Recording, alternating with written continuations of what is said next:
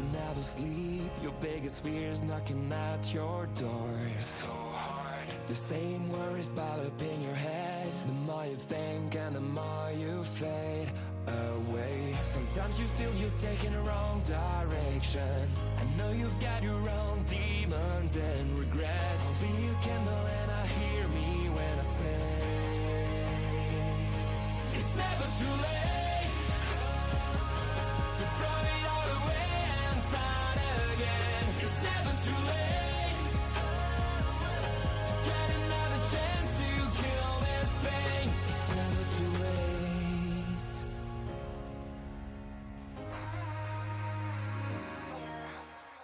You keep smiling so they don't know. You're so tired that every high gets low. People around make you feel worse. They're like a mirror of what you can't take anymore. Sometimes you feel you take the wrong direction. I know you've got your own demons and regrets. I'll be your candle and I hear me when I say it's never too late to throw it all away and start again. It's never too late to get another chance to kill this pain. You can succeed in everything, be who you wanna be. You can make all the failures you can't change disappear. It's never too late. It's never too late. It's never too late. Don't wait till you come undone. Your story has just begun. It's your only option after all.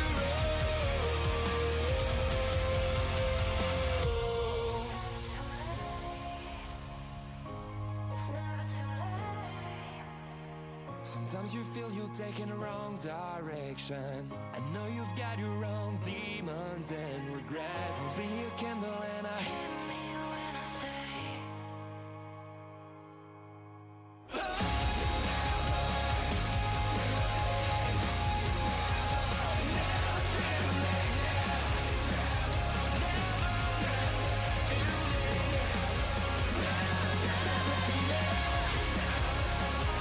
to throw it all away and start again. It's never too late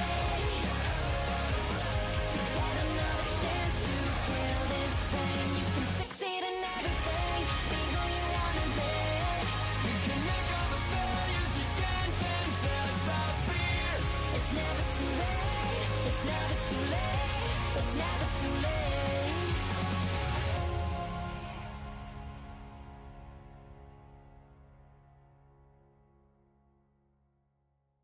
What the fuck? I've unmuted my mic and OBS picked up the sound of me hitting the unmute button. Shit, I didn't turn the music on over here. I mean, I did, but OBS just was like, whatever. Okay, so this time the thing loaded up, but I'm still not here. Let me leave the VC. And if I rejoin, okay. Fuck you, OBS. Chat, we're spectating Dually Book randoms until 3 o'clock. And then I have shit to do.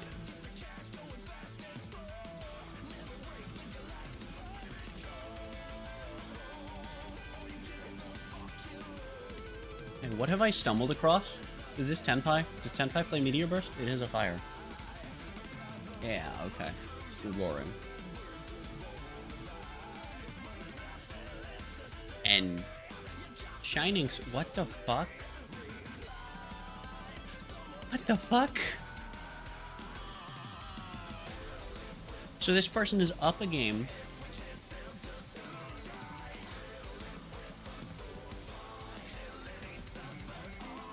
And they left because... What? I'm so confused. Okay. Oh. Did that Beatrice have a synchro border for a second? Or was I hallucinating? No. She had a synchro border for a moment. What the fuck? CD changer. Oh, it's Mimighoul with Bestials and Friendsmiths, of course. Why didn't I think it was that? Meanwhile, assuming this is some. Oh, it's some. Fucking hell. Oh, frick.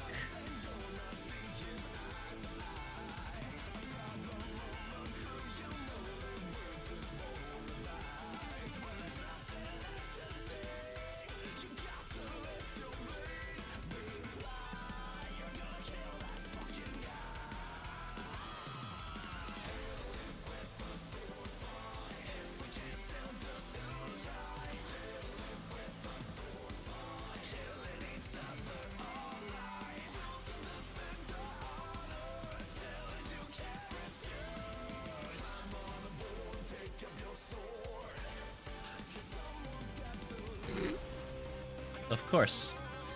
The Friendsmith crashing into SP. Because what else would you do? Well, that was abrupt, but at least it was game 3. Shadow Commander. On, what I assume is Dragon Link, but so far all I see is pure fucking Bestial.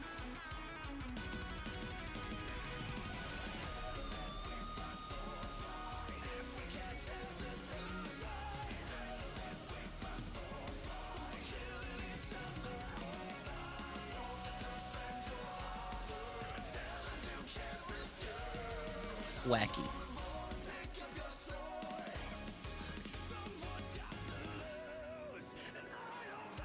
Well,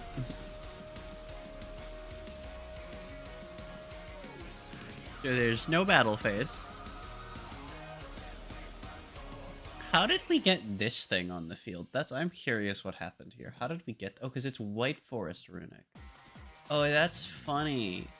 Dude, I'm so glad this got localized as White Forest. It sounds so much fucking better than White Woods.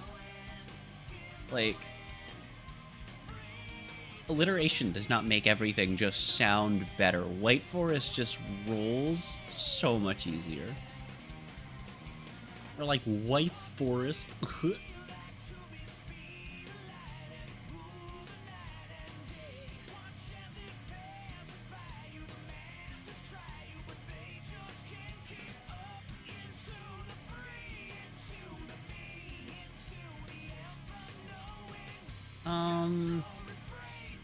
Yeah, I mean, we're just kind of going to be sitting here for a while, huh? Oh dear. Why are we setting things? Are those floodgates? I don't understand. Why are we setting things in Runic?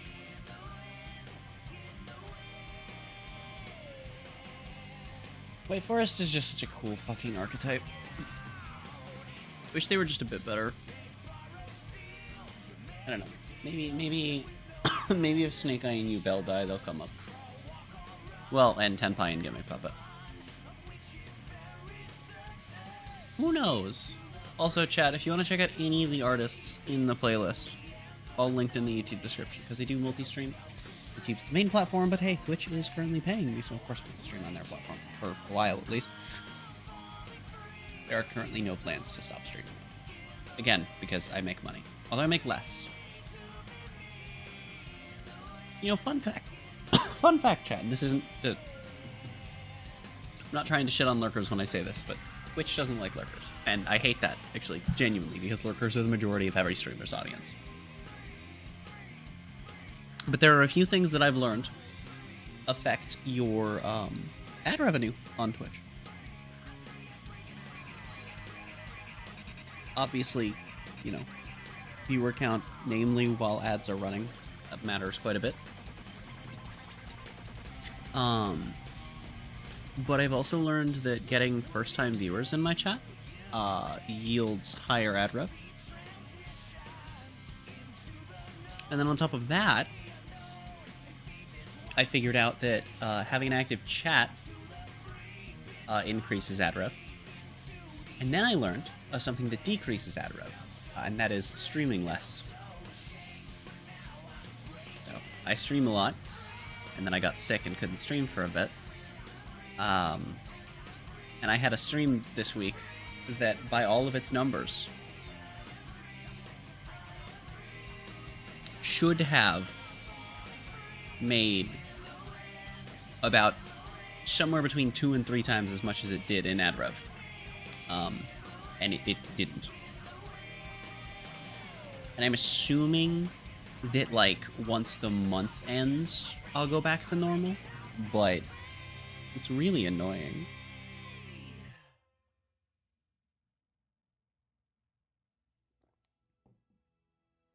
I'm pretty sure YouTube doesn't work that way, but I don't know firsthand with YouTube like I do with Twitch.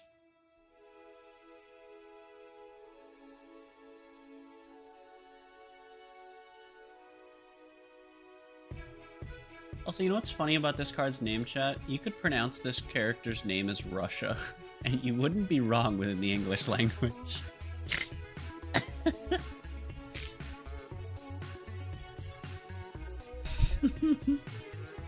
Dude, it's Splittle Night.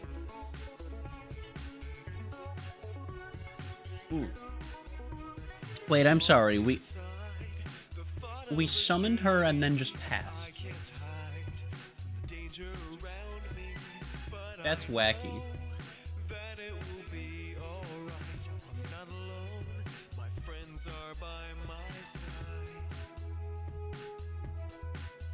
Why would you do that? Just press the fucking target button, dumbass.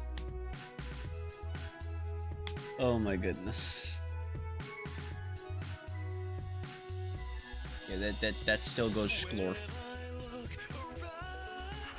Fountain getting banished is very, very not good for Runic. I can't see the deck count of this person.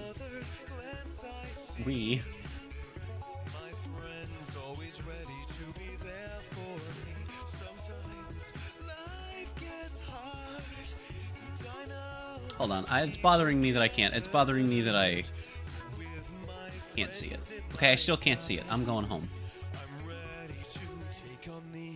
That's upsetting. Okay, so let's assume that they're on 40 cards. Alright. Cool. So, they're at 20. Think then. You doing?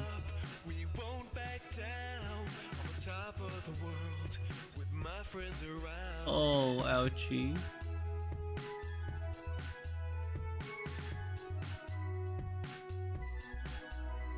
Oh, that's an ouchie. I was right, though. It be floodgates. Well, okay, the slumber was also one of this. Oh, no, it wasn't. It was the woes, wasn't it? Yeah. I was right that one was going to be a floodgate. Oh, why do we still have this card?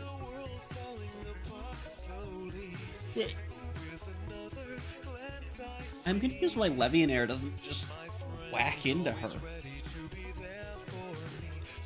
I think our friendo up top here is not aware of the fact that his battle phases aren't skipped by the runics. Oh. It's the snake eye trick.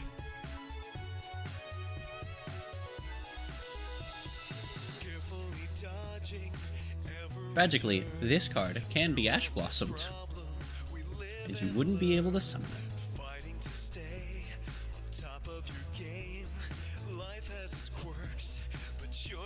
Yeah. And here comes the second fountain.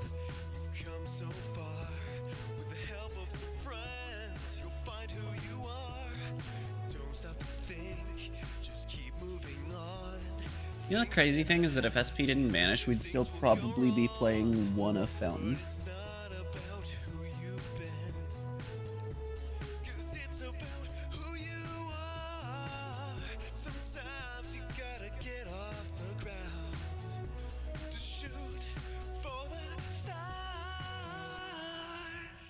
Because there's actually one that adds non-quick play runics from Grave to hand. Damn. It's gonna be a slow grind.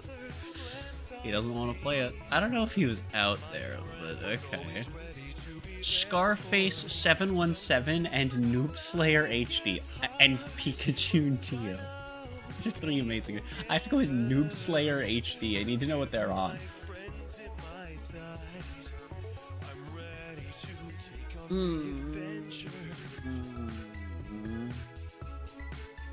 they're against Fire King.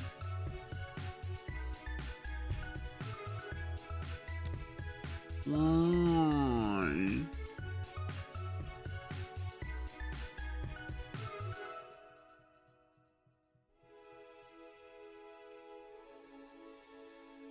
Why do we play this deck? It's so poopy. Oh, I just realized you guys haven't been able to hear it. You haven't been able to hear Dueling Book. You haven't been able to hear the glorious sounds of Card Game. Okay, there we go. Now you guys can hear the glorious sounds of Card Game. Frick. Wait, why are we... Wait, what's Celine? Is what, for a 2-mat Apo?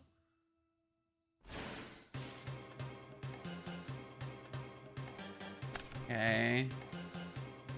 We've gone this far into our combo. What could we possibly be doing? Like 1, 2, 3, 4, 5, 6, 7. This is like our 8th summon. There's 8 monsters here. Nothing's been dumped. This is literally our 8th summon. What are we Celining for? There's no reason to go for Celine.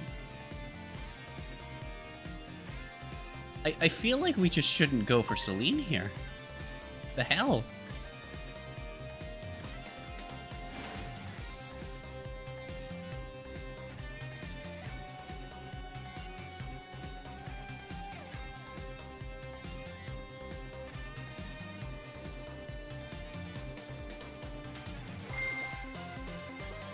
Yeah.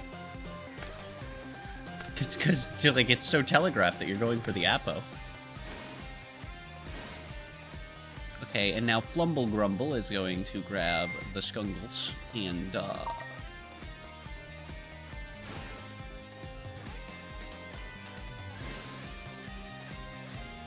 and then we're gonna what? I don't even know from there. Because, like, we got the token for Link material. Make our own SP. Dude, SP should say or token just to counter Nibiru. No, wait, because then the Adventure Engine gets even better. Because then the Adventure Engine turns into a Bounce and a Banish going second. Oh no! Going first, Omni Negate. Going second, Bounce and a Banish. Of course, what else would it be? Of course, what else would you even expect? How to Modern Yu-Gi-Oh! That actually sounds fair.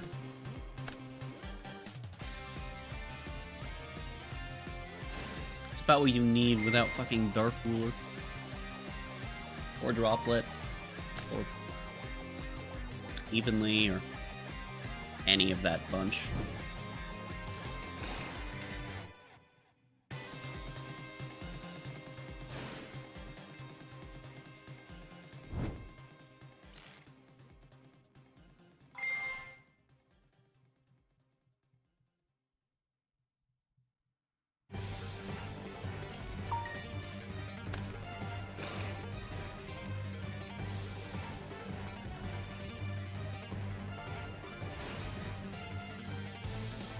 Are there any sequential multi-pop effects that aren't, like, access code? Like, is there a way that you could sequentially, but with one effect activation, blow up Sanctuary and then Island? Because that would work. You just can't do it at the same time. Thinking. Okay, so we're just Fire King comboing now.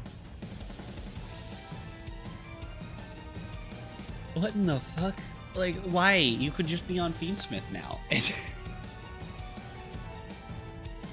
Pure is still better than this.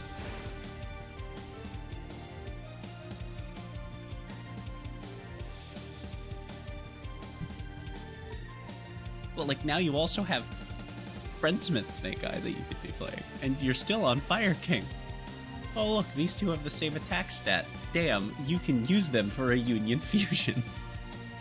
Except you can't, because one can never be in your hand.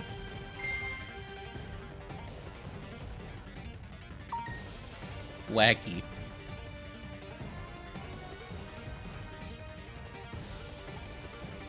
Power, I think, right? Not energy cost.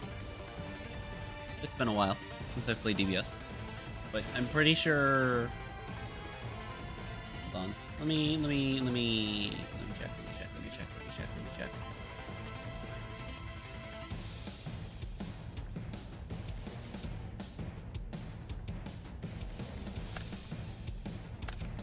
Gogeta. Give me a Gogeta.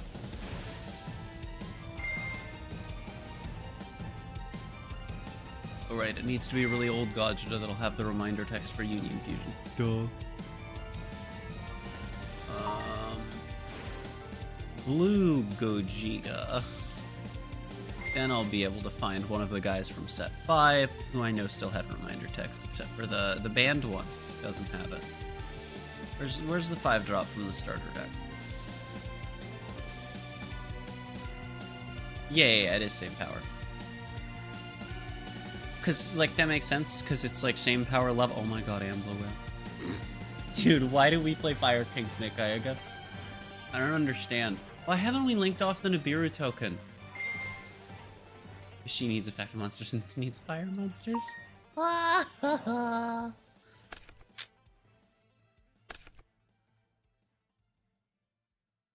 Is there a reason that we linked off?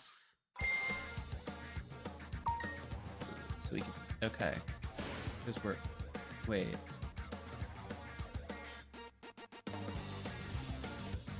Yeah, that does work on the opponent's turn, okay. So is there a reason that we linked off Garunix instead of the token? Like, okay, in fairness, this token has a lot of attack. Right, so you get the 28, and then another 15, and then another 1850. Not so much defense. Actually, it is a decent amount. Oh no, it is a solid amount of defense because you got fucking 38's not bad. 38's not bad.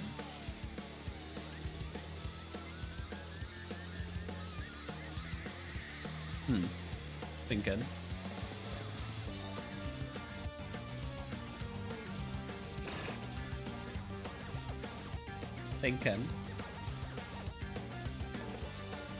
Hello, Bread Knight Luxray. Welcome on into the chat. Rare to have someone in my chat in the morning, mostly because I have been recovering from being sick and not waking up or streaming in the morning. So can't really have anyone in chat when I'm not. Well, I guess maybe people are in chat when I'm not live. Could you imagine a streamer where it's just like their chat just blows up with activity? It's just like basically used as a chat room while they're not streaming, and then like an hour before their go live time every day, people just leave. I think that would be the funniest thing. Not to happen to me, but just like to be a general thing.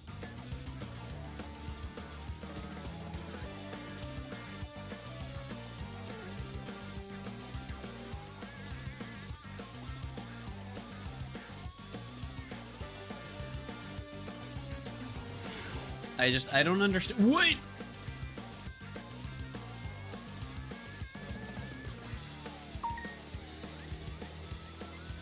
Okay. Okay. Sure. We're just normal summoning Keldo. Good. Is this to go in the Fiendsmith? Yes. God fucking damn it. I hate the fact that people want to ban this thing as a hit to Fiendsmith. It's like, it's literally the same age as Fiendsmith. So if they're going to do that, they're just gonna, like, hit Fiendsmith, you know?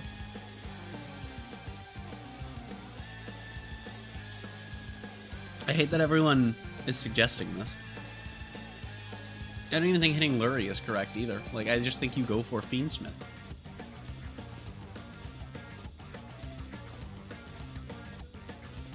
Make Lacrimosa like a level 7 so you can't use it as material for Beatrice. The best idea. Shit, then you can use it in Kashtira. No, but Fiendsmith Kashtira sounds funny. Anyway, yeah, don't hit Moon. This card's cool. It has done literally nothing wrong.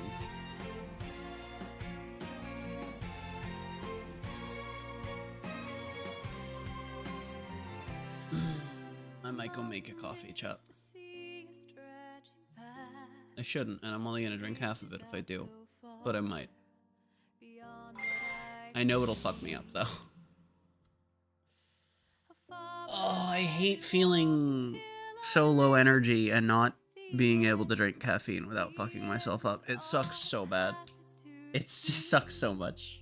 Almost as much as having to watch someone play fucking Fire King when pure Snake Eye is better and Fiendsmith is out. But you know, here we are.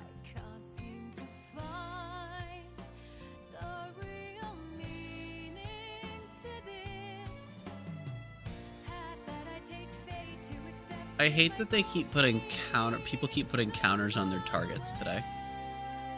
Why do they do that? Not the poop loop.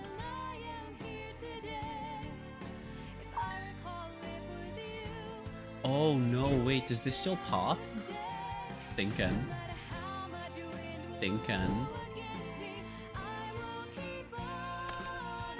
Yeah, it does. No Friendsmiths for you. Yeah, like, I'm assuming that red's correct here. That makes sense.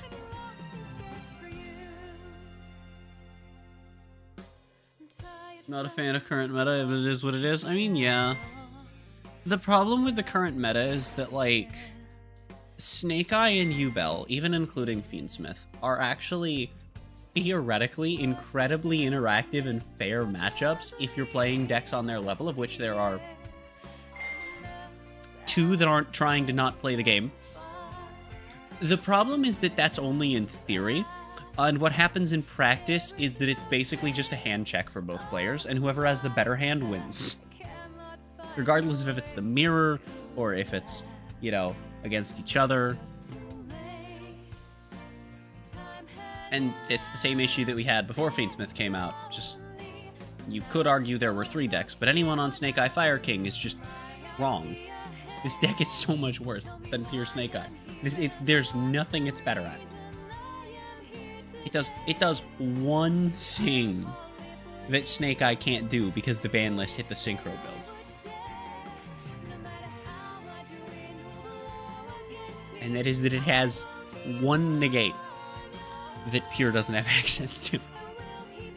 And that's it. That's all it has. And one negate's not enough in this meta. And then, like, you do less elsewhere sometimes, and it just hurts. I have no problem with Yubel, it's just Snake Eye and Fiendsmith. Yubel isn't that much better than Snake Eye, unfortunately. It's the least problematic deck at the top tables, but that's because, everything that Lunalight and Goki could ever dream of, ended up being very unhealthy. One of the best FTKs in Yu-Gi-Oh! History is barely topping. What was the other one? What was the other one that I was gonna go? Well, tell me this is game. Okay, people keep quitting on game 2, game 1, and I'm just like, no. Healing, dude. I need healing. I'm playing Genji. Ah, right. The third one I was gonna go for is Labyrinth. Diet Stun. We have Stun at home. Everything around you, Bell, just sucks ass to play against.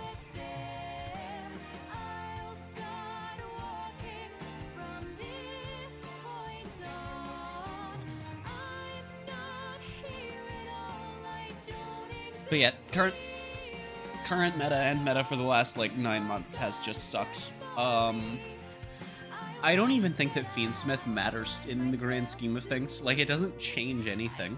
It, like, what Fiendsmith does is it takes away a few decks that were barely scraping by anyway and might have not continued to see representation with or without Fiendsmith releasing, and that's all Fiendsmith did. Like, it killed decks that, honestly, were probably going to die eventually anyway in this format. I don't think that Fiendsmith is single-handedly what killed off all of the rogue decks that were topping, like Melodious and Voiceless and shit, which, by the way, Voiceless is also... It's this deck that so many people champion, and it is just not... Melodious is, like, one of the few decks that was playing ethical Yu-Gi-Oh! Last set's format. And then we lost it. God damn it.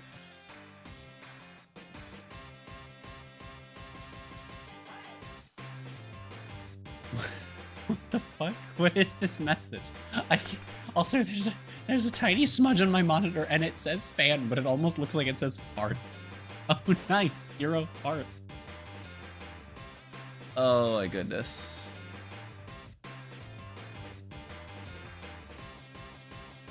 But yeah, most of the decks that have been seeing play this year just suck ass, both to watch and to play against, and quite a few of them to pilot as well.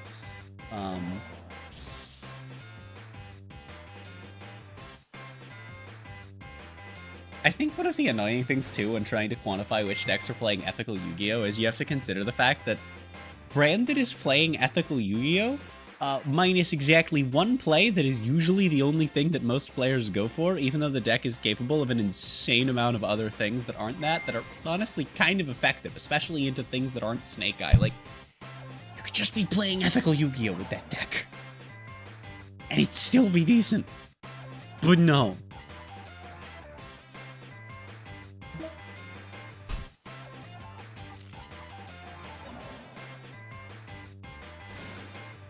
I think the most annoying thing to me personally about Sanctifier, though, is probably the way that the community talks about it. Like, oh my god, they should have known it was gonna happen because Explosion came out like a set before it, and so, you know, Konami should have known. It's like, that's not how fucking R&D works. These cards are... I mean, I don't know the exact numbers, but, like... cards are developed, like, months in advance. I mean, generally speaking, when a set releases, the next set is probably finished, and the set after might be as well, depending on your game and its release schedule. Like in Yu-Gi-Oh's case, it is very likely that around when a set releases, the next two have probably been finalized, and like, are being printed and shit. Like, it's kind of crazy.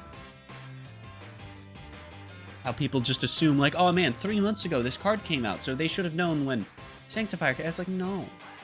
No.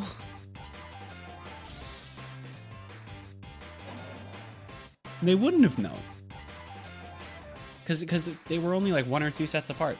And then that's why people point to it, is they're like, oh my god, there was so much time. It's like, no, no, no. And I hate how cynical people are, because there are so many people that think Expulsion and Sanctifier were expressly designed to be doing what they're doing because Sanctifier hasn't been banned yet. Then why was Expulsion banned? You know? What, to force you to buy Sanctifier? Like, I don't understand. What's the logic? They're like, no, man, they actually were trying to push Ra's Disciple with this one. Like, I've seen people say that. I've seen people argue that, and it's just... What? What? You want you to play Ra's Disciple with Sanctifier? No, I don't think they wanted any of this to happen. I'm shocked Sanctifier is still legal, though. I am. But I would prefer that under the guise of an already massive ban list, which at this point we probably want, especially if you want to keep the top decks alive while still getting them out of the meta, because you can hit everything that's topping right now without completely killing it, except maybe Tenpai, which...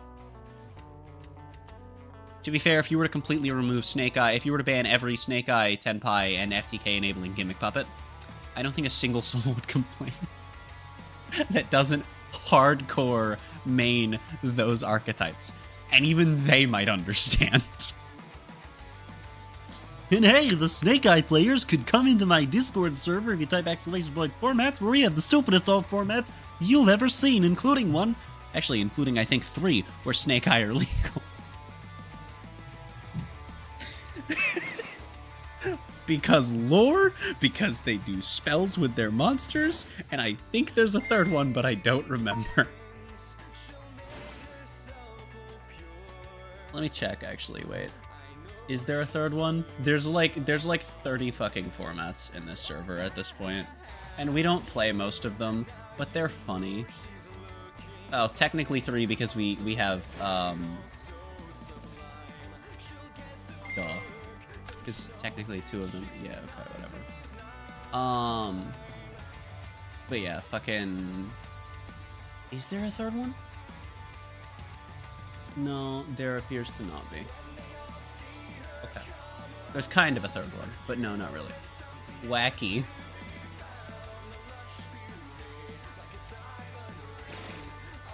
Okay. Chat, by the way, does anyone remember when Fiendsmith came out and the first thing people did was try and recreate Dragon Link with fiends? Like, don't get me wrong, I'm all for type link files. I think that they're cool and interesting on paper. They don't necessarily have cool and interesting game plans. That depends obviously on the deck itself, but like, chat, did you know Bug Link is a thing? Did you know Insect Link is a thing, by the way? And everyone knows about Dragon Link, Plant Link. You probably know about Fiend Link if you pay attention to, you know, pre-release testing when shit's out in the OCG. And then that literally just boiled down to being Fiendsmith Ubel. Like, it was like, there were more pieces from the Sacred Beast Core, there were more pieces from Unchained, and then they just all got dropped. These people were like, oh, you know what? It's probably better if we just don't do that. But fucking... Ugh. I'm sad that we didn't get another just complete fuck pile out of Fiendsmith, because that would have been funny.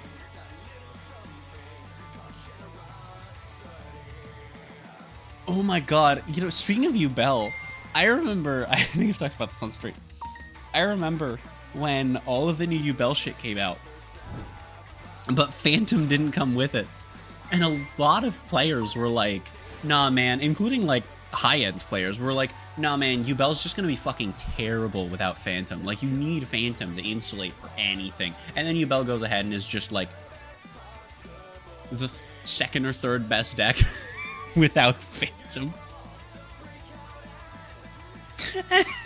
And then some people were still in denial. And it's like, dude, what the fuck? It was March, yeah, because it was around when Fiendsmith came out in OCG. It was when Fiendsmith was revealed in OCG that people were like, oh yeah, what if we started playing Dragon Link / Plant Link / Bug Link, but with Ubel as the centerpiece.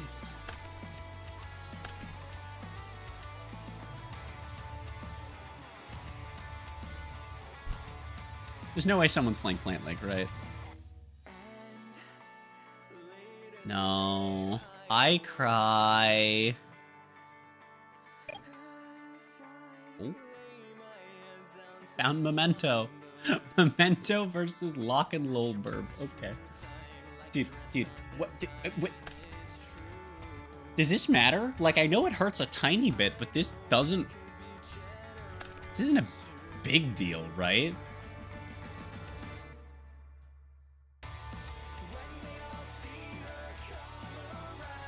Yeah, I don't know how many people know that Bug Link is actually, it's a thing.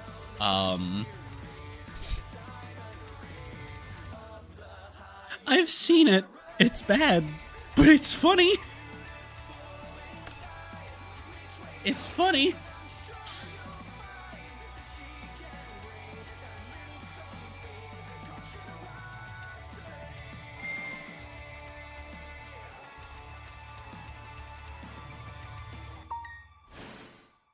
The funniest part is that the current iteration uses crawler pieces because Soma is really funny. It's like Bee Trooper, Battle Wasp, Crawler. I don't know. I think there's a couple other things that they use pieces from. I don't know. Probably fucking Insector. Wout can't. No Target.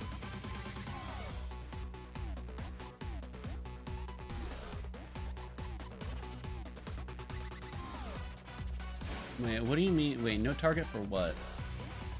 Oh, for Anguish. Right. You were lower monster in your graveyard. Oh, there's not a level 2 lower. Okay. Wow. Wow.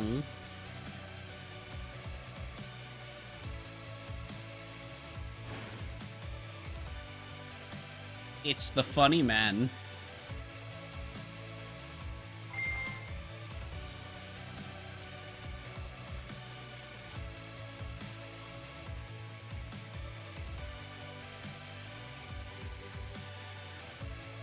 So, what's funny is that we are now able to fire Anguish. Now we have a level 2.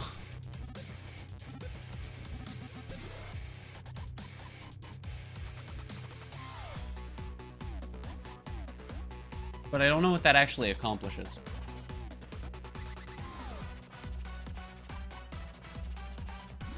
I'm very upset that when I went to make a deck, I have to think of what to watch out for any hand traps. It gets very bricky and exhausting. I mean, yeah, kind of.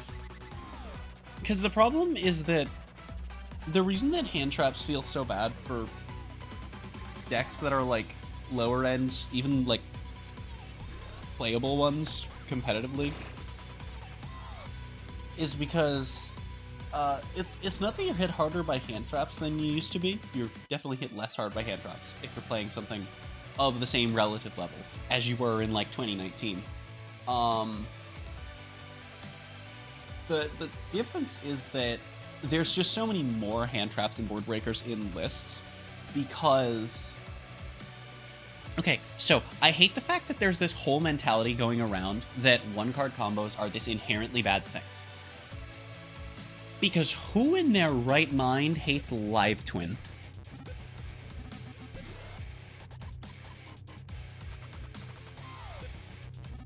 I hate Prank Kids, but look at how many people defend Prank Kids. Right?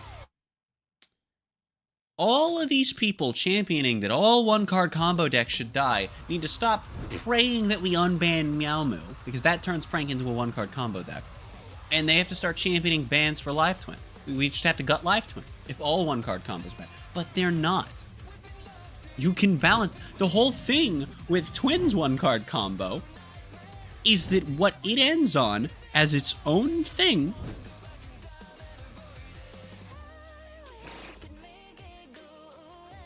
is significantly worse than other things that were around at its time that weren't one-card combos.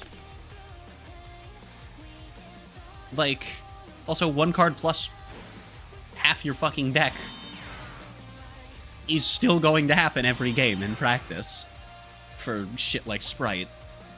Especially when that one card is half your deck. You know, half and a half card combos. The thing that if my deck doesn't have a one card combo, it's very bad. Kind of. Not necessarily, but kind of. The problem is just that the best decks right now all have one card combos that they have either several of or several ways to get to, as far as starters are concerned. And then are also putting up more powerful boards than the things that don't have one card combos. Which is insane. The balance to decks in what I call combo era Yu-Gi-Oh, which is the blob that is basically just everything from Zodiac forward, essentially. Zodiac is where we started seeing like truly long turns becoming the norm. I know it's not the first one with really long combos. That would date all the way back to Dino Rabbit format with Insector and Windup both comboing for ages. But combo era Yu-Gi-Oh, the way I see it started with Zodiac.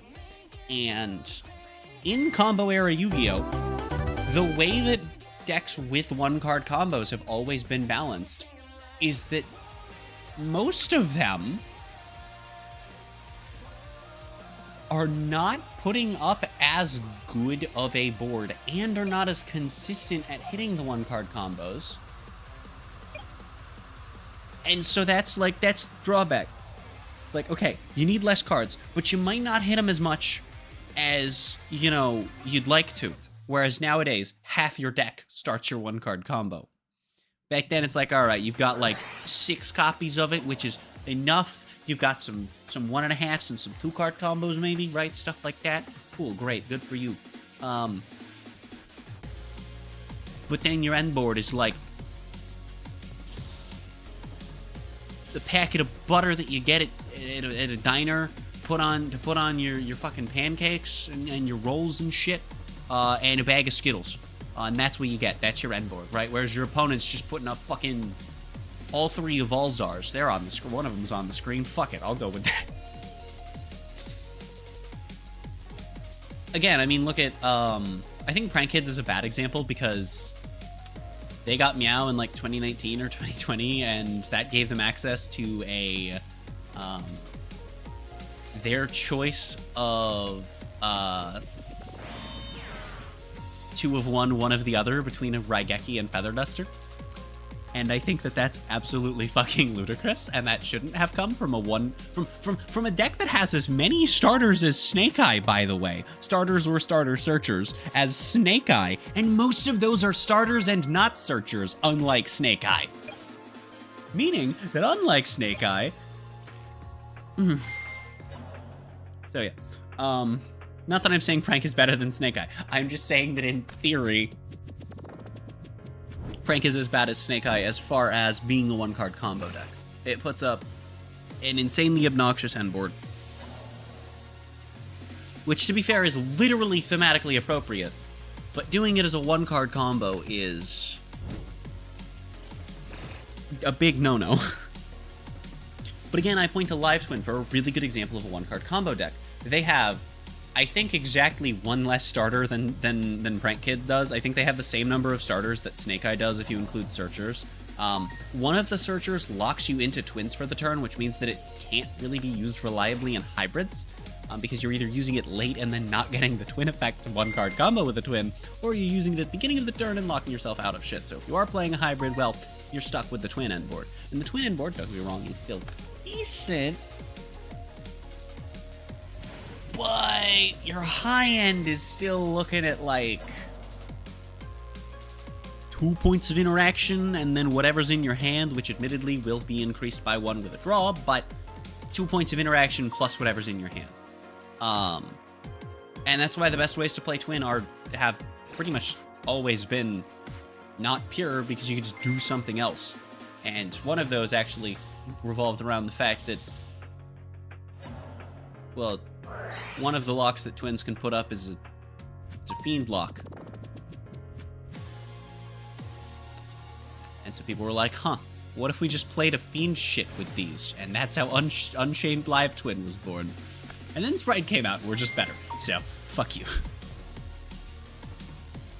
The crazy engine for 1-card combos, or that 1 interruption or negate makes me have an empty board and no other option but to end my turn.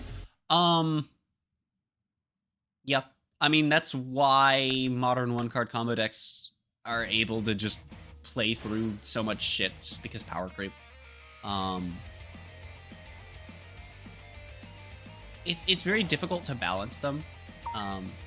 The more resilient and the more easy it is for your deck to full combo, as far as archetypes, because hybrids and piles are just going to be a thing for every archetype that's not Mega Xeno locked, right? But as far as within an archetype is concerned, which for Snake Eye is all that matters, because pure Snake Eye was the best variant for the deck's entire life before Fiendsmith came out, so, you know, whatever. An archetype's ceiling should be lower the more resilient it is and the fewer pieces it needs to get going. The harder it is to stop from going off, the more it should be knocking off of its ceiling, and that's not what's happening. That is not what is happening in current day Yu-Gi-Oh!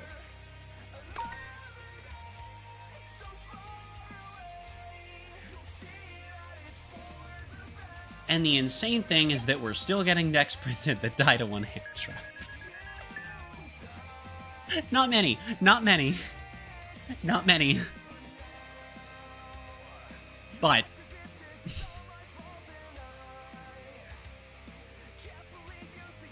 oh, meanwhile, who's ready for the new alpha bots? Oh, because that shit's gonna be so fun. To be fair, they like die to a Bestial. They die to like half a Bestial, and Fiendsmith is making sure we're on those. But they also functionally FTK. They can literally FTK, actually. You know what I find insane, by the way? So for years, I've seen the sentiment that, I've seen widespread sentiment. It seemed like general consensus from what I've seen on social media that pretty much everyone agrees that regardless of what you think of the TCG and OCG lists, the TCG was wrong to not ban Cannon Soldier and all of its friends years and years and years and years ago. For some reason, Sanctifier discourse has caused people to start complaining about how the OCG shouldn't have banned Cannon Soldier, because they banned Cannon Soldier instead of the things enabling the FTKs.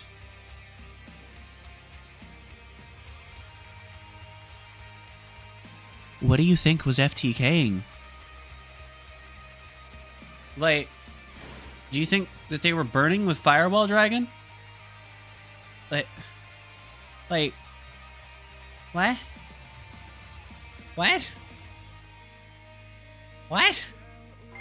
And the thing is, as inconsistent and difficult as it may have been, at the end of the day, even in that format, theoretically, a firewall board was always breakable, and FTK was not always stoppable. But you could be on countless options to break that board, all of which were just kaijus, including, of course, Lava Golem and Sphere Mode.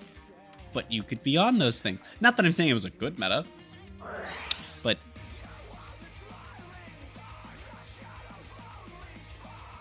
you know, having to draw an out in 6 cards. Gumblar also was a separate problem entirely, but I don't know, man. Maybe, I mean, the only reason you got to extra link that much with Gumblar in that format was because of Firewall. So, I mean, clearly Gumblar wasn't the problem, right? Because when Firewall died, it stopped extra linking. So if we brought Gumblar back, we'd have been fine. Fucking crazy takes that I hear from people online, and I know it's just people online, but man, some takes are wild. Some takes are fucking wild, man. Ugh.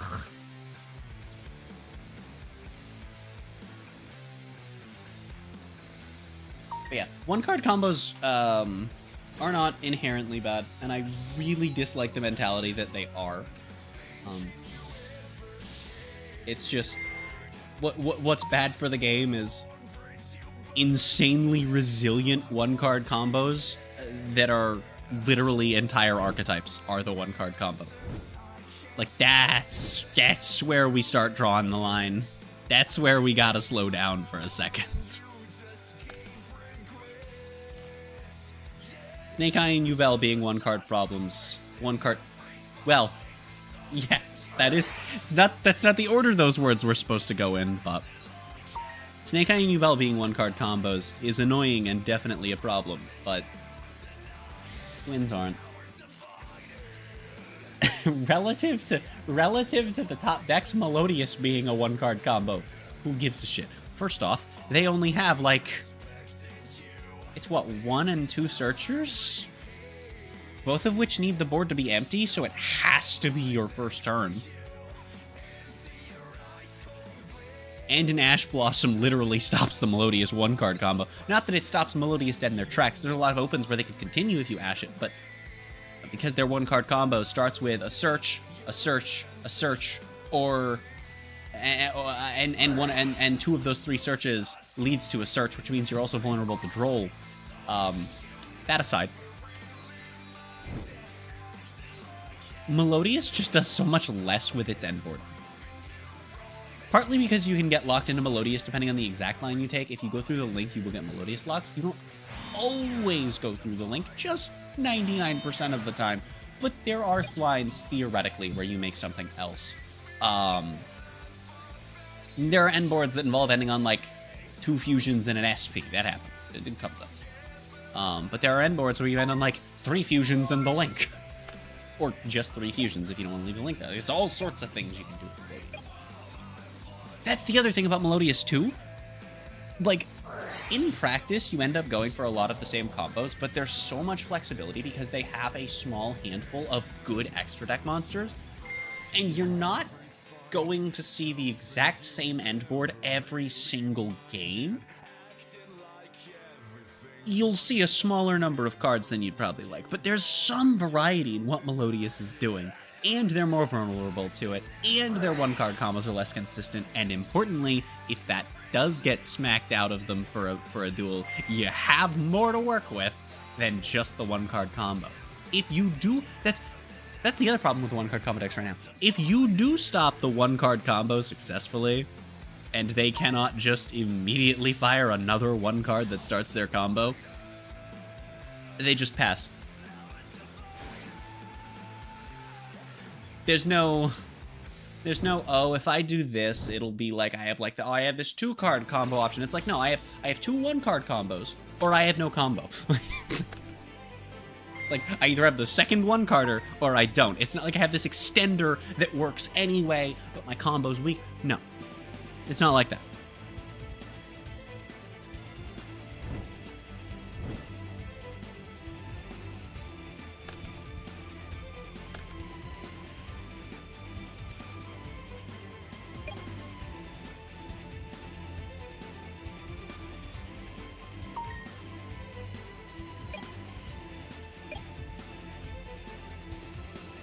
Like, also, thank you for whatever that alert was. Give me a second. Let me check what that is. Thank you for the follow. Gaming. Fucking...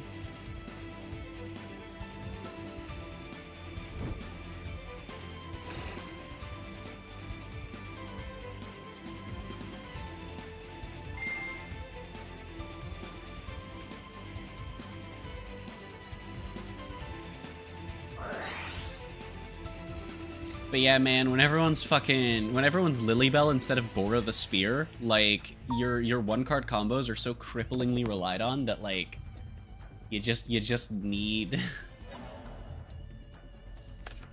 And it's so dumb. It's because you can give decks one-card combos that then get interrupted and the deck has extenders for a weaker combo line, but we don't do that. Konami just prints 90,000 one-card starters for everything, and stop it. Give everything one card starter if you want to do that, and then extenders that don't need that exact starter to resolve, and then starters that don't work on their own, instead of 6 more that work on their own, and extenders that need one of those to resolve. Stop that.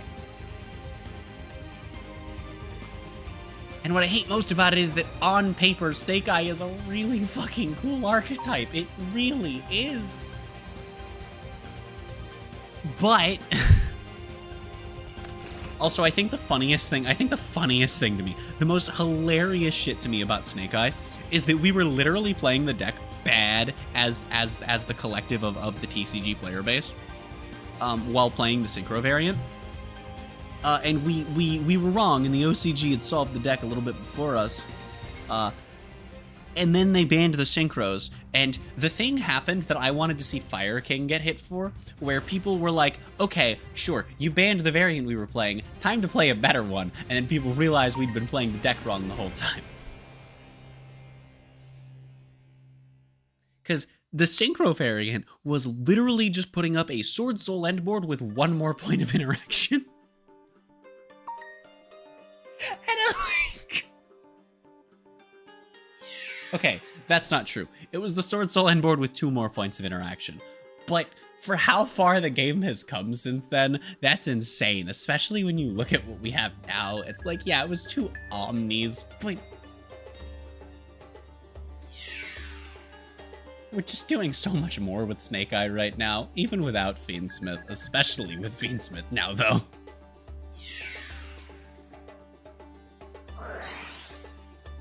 Hello, King in-game. What game are you in? Where? What game have you become the king inside of? Oh, speaking of kings, we got Night Rose reveals last night, and I haven't really read through them. Shit.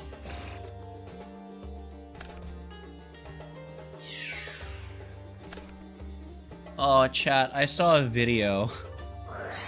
Saw a video in my recommended feed. and I haven't watched it yet. I plan to watch it at some point, but I put the video down like a minute in.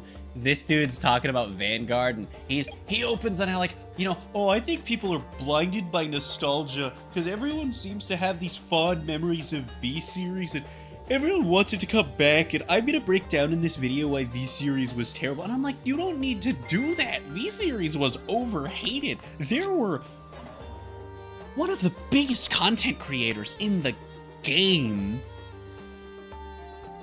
was hardcore shitting on the format from day one and did not stop spreading active misinformation that was objectively wrong about the fucking format.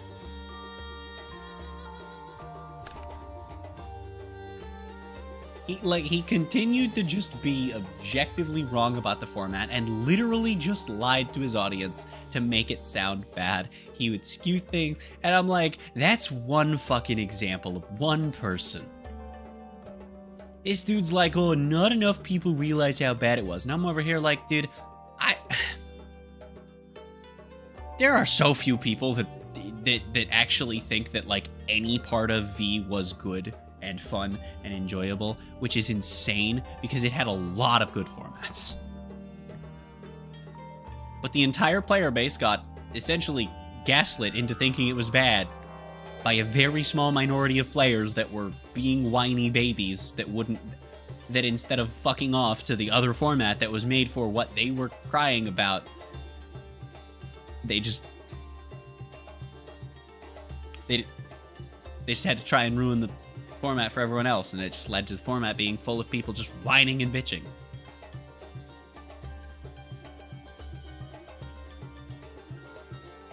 And then I commented, and I'm like, dude, I'll watch this later. I don't have the energy right now to just sit through listening to someone talk like the format hasn't been massively hated for its entire lifespan, pretty much exclusively because of the words of a small handful of known players.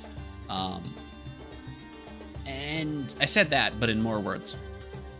And he replies, and he's like, you know, I use the word overhated because it really is an overhated. It is an overhated period in the game's history. And he replies, and he's like, basically just going off about it. Oh no, man, no.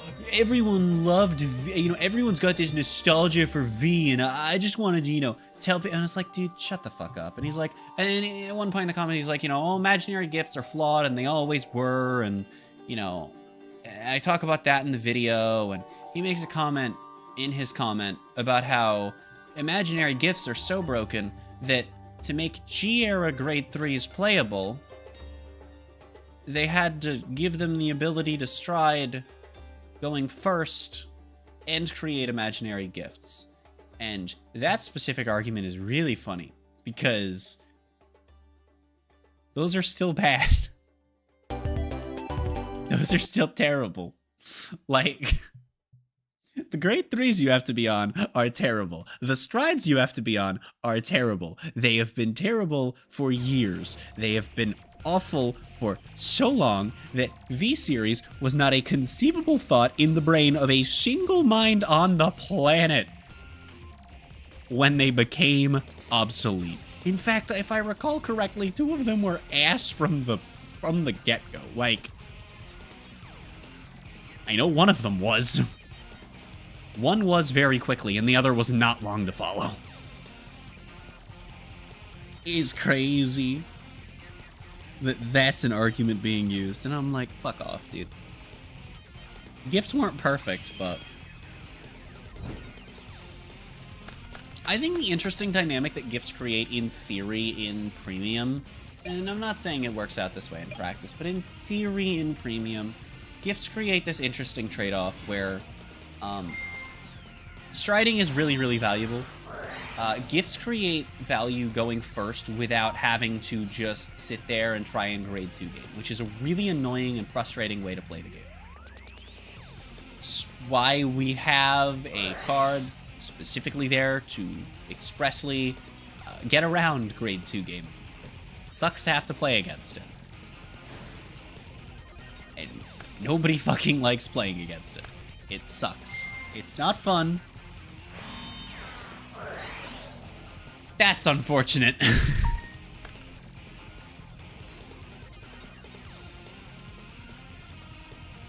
But, in theory, gifts create this interesting dynamic in Premium that isn't there without gifts.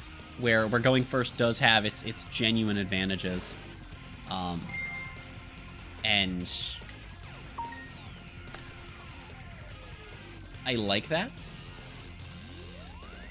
Now in V itself, there's nothing to counter that, but for most of V's lifespan, that wasn't really a big deal. The thing to note about power creep in Vanguard is that when Vanguard has a lurch in power creep, like a huge lurch, it usually means something big is coming. There have been... This is a fun one. This is a fun one to tell people, because if you play Vanguard, you've probably never thought of this before. If you have thought of it, there's a 99% chance you've been in a Discord server that I'm also in and seen me mention it, because no one thinks about this shit. Maybe you've thought of it yourself. I'm not saying that I'm the only person on the planet that's ever conceived of this idea, but there have been 3 times in Vanguard that there's been a small number of sets that contain such an insane degree of power creep that it just absolutely obliterates everything before. Technically 4 times, because one of those times was the 5th set, the 6th set in the game. 5th main set. There was one set that released manga cards that came out in Japan. It was like the 9th set here, and that's how strong it was. I don't count that for this, because that's different. That's an early set being broken. An early set being broken by early game standards is... And it also didn't push everything out. The deck that was dominating for 2 sets before that came out stuck around for a little while. So, didn't even completely purge everything. But there are 3 periods that weren't early set being early card game set and the thing that happens in early card game sets, where Vanguard power creep was essentially Power of the Elements or Agov level type stuff. You know, Duelist Alliance type stuff, right? Vanguard's had 3 of those. One of them was the small number of sets that made up Legion Era, which was very short-lived. And if you don't know what followed Legion Era, it was the start of G Era. And if you don't know this, G Era was supposed to pivot to a format called G Regulation. Now, what ended up happening is not that. We ended up continuing the format as an eternal format up until V-Series. G Regulation was intended to be the main format. And it's hard to find, like, mention of G Regulation anymore as well, which is insane. I mean, it's been scrubbed from the internet, dude. I'm sure I could find it if I looked really hard. I haven't looked terribly hard, but it's not easy to find. Like, it's gone from the wiki. It used to be on the wiki, and it is gone from the wiki, which is crazy. But the way that G Regulation worked was that you could only use cards that were printed in the G era. And there were markers on the cards. They started adding nation flags, because all the clans are part of a nation in lore, so they started adding nation flags, and they didn't stop doing that after G era. But, like, okay, so you're using a card with, you know, the original border and icons and stuff with a flag. Or a printing, you know, printings were legal if they were printings from before or after the window of releases for G Regulation, but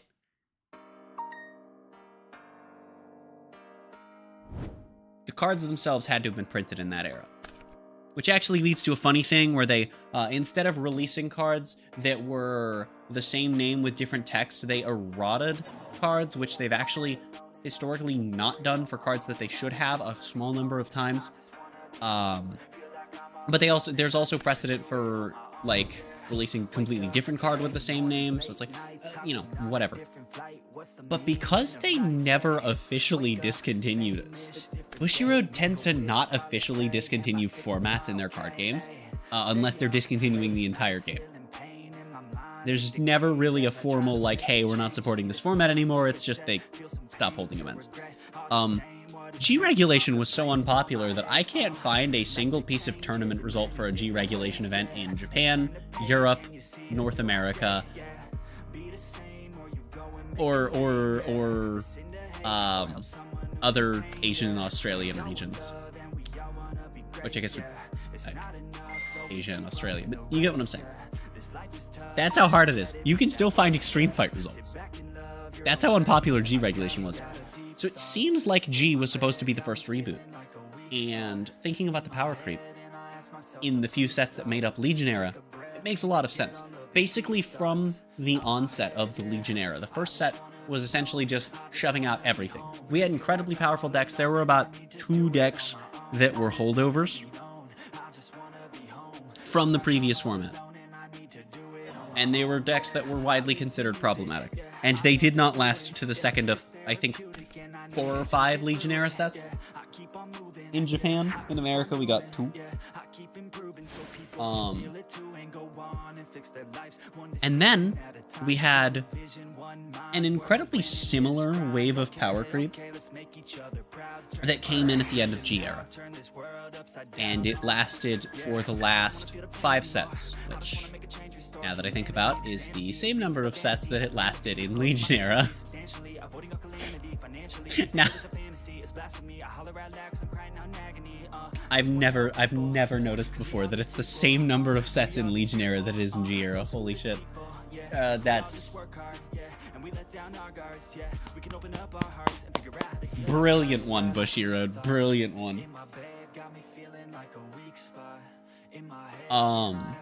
But the exact same thing happened again. And the first of those sets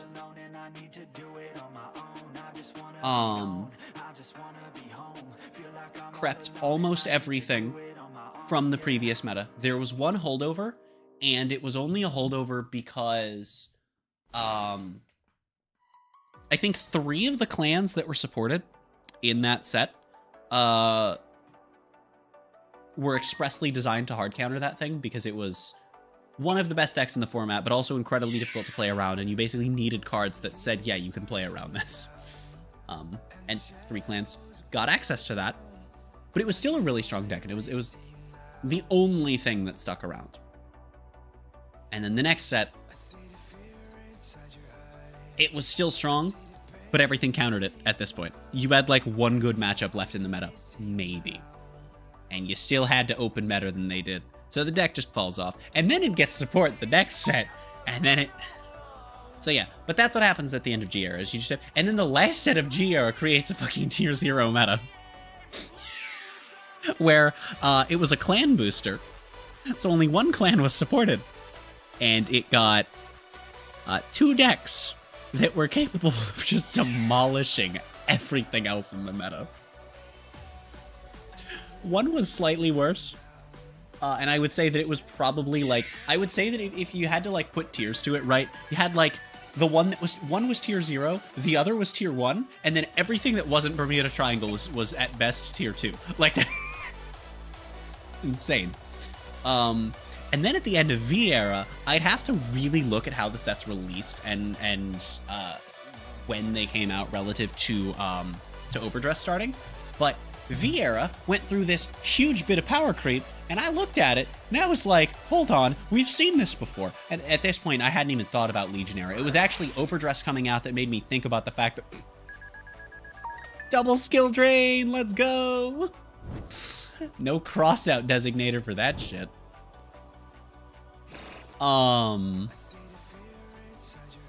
But once Overdress had come out, I started thinking about how, yeah, okay... So I was like I was right when I said that V era was about to come to a close, that they were going to do it again. And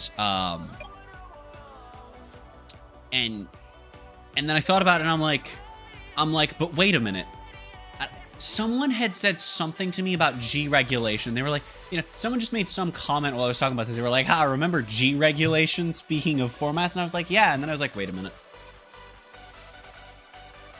And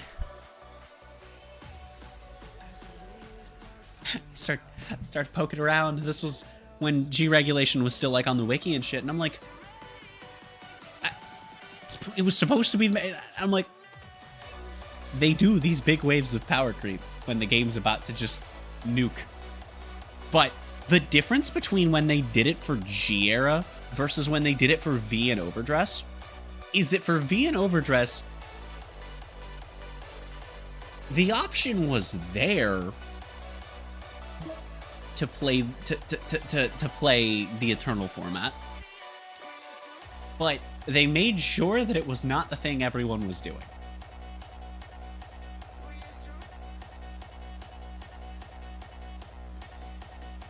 Because, like, with G-Reg, they were just like, yeah, you know, this is the thing we would like to do, but you guys don't have to, and if tournaments don't have high attendance, we'll can the format quickly. And tournaments had so little attendance that finding record of the format's existence at all is insanely difficult.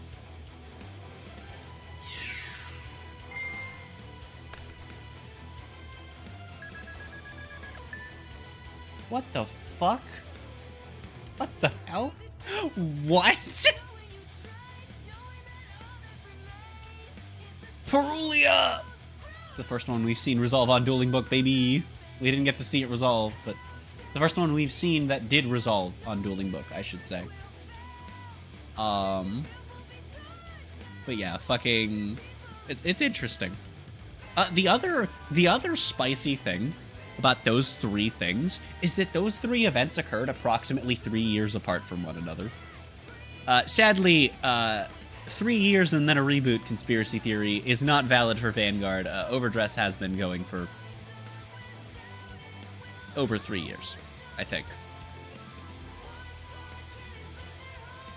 Yeah, because Overdress is now in its second era. It's basically in its equivalent of G era. I had to think about that for a second. I'm like, no, yeah, with the current set releases, we're essentially in its equivalent to G era. But without them trying to make us only play new cards this time. So, sadly, Vanguard is not rebooting every 3 years. That would be funny if that was just like the plan we never knew. I do want to replay Vanguard, but already forgot how to play since I'm distracted with making a viable deck in Yu-Gi-Oh! I still think that at its core, Vanguard is a better game. I just stopped playing because I'm not a fan of Overdress's gameplay and most of its decks. I don't think they're bad or there's anything terribly wrong with them. It's not as fun for me as G had been before the shit show that it ended as. And it's not as fun for me as V was for most of its lifespan. And I just don't like Premium. Premium is just a shit show. Unfortunately, an Eternal format loaded up with cards from 3 different formats designed with none of the others of those 3 in mind. Yeah, it devolves pretty handily, pretty quickly, and it's just not the greatest thing.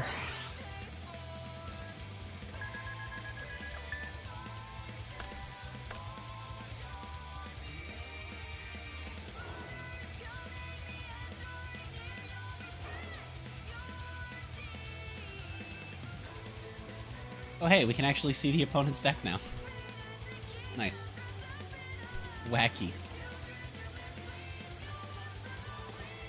Fucking...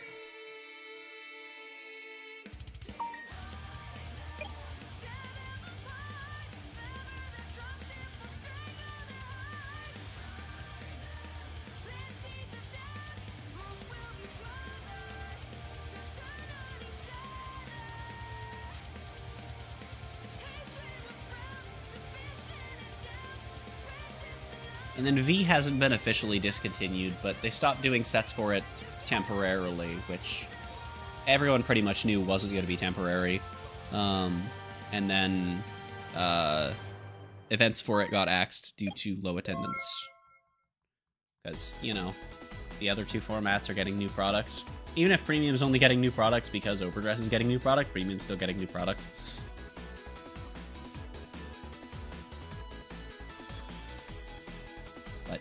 Again, Bushiroad does not formally discontinue their formats, only their games. It's really weird. Like, if they treated their games the way they treat the formats within those games, they wouldn't have told us Buddy Fight was dying. They'd have just stopped releasing shit and stopped holding events. They'd have been like, all right, we're not doing events anymore for this game. Sorry, guys. And then stopped releasing product and then not said a word. And everyone would be like, huh?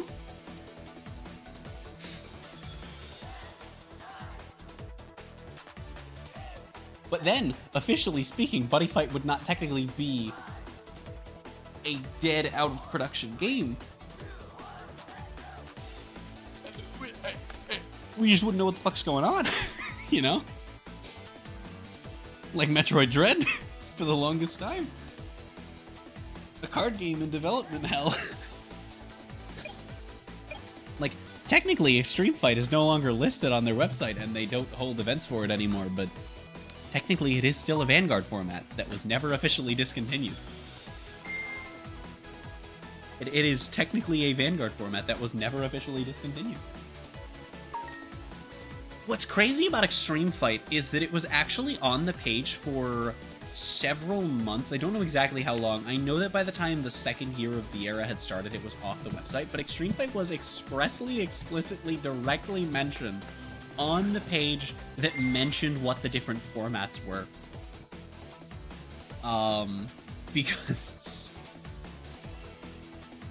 So, for those of you that don't know, Vanguard has a clan system. There are, we'll say 24 clans. There's technically more than that, but that is a different conversation entirely.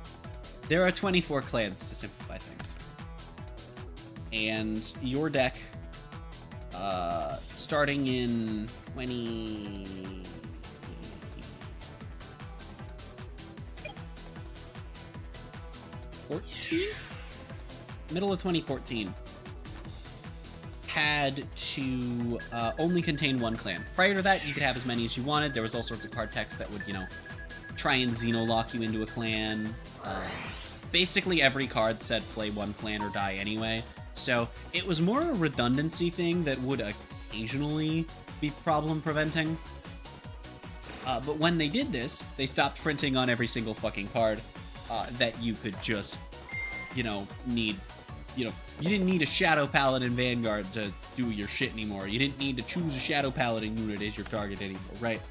Okay, cool. That's awesome. But this opens some really interesting floodgates because in Extreme Fight, you don't need to run units all from the same clan. Oh, and of course, Vanguard works the same way as any other card game does, where the most recent card text on a card applies. So any card that was... There's this card called Title Assault. It's this clan called Aquaforce, and it's one of two clans whose entire gimmick is that they multi-attack. And they do it in different ways. There's different flavor to how they do it. They are fairly distinct in how they play, despite the fact that they are doing the same thing fundamentally. But there's this one card called Title Assault that... I believe its text has been updated. I could be wrong. Let me go check on that really quickly, actually. Hold up. Title Assault. But its old text was, when this card attacks, when this card attacks, if you have an Aquaforce Vanguard, stand this unit. Because they go to rest, it's like tapping in Magic. I believe that its most recent text no longer has the if you have an Aquaforce Vanguard text on it. No, it does. Okay, Title Assault's a bad example. There are cards that have... Okay, wow, I chose the one fucking card that didn't do this. Are you fucking kidding me?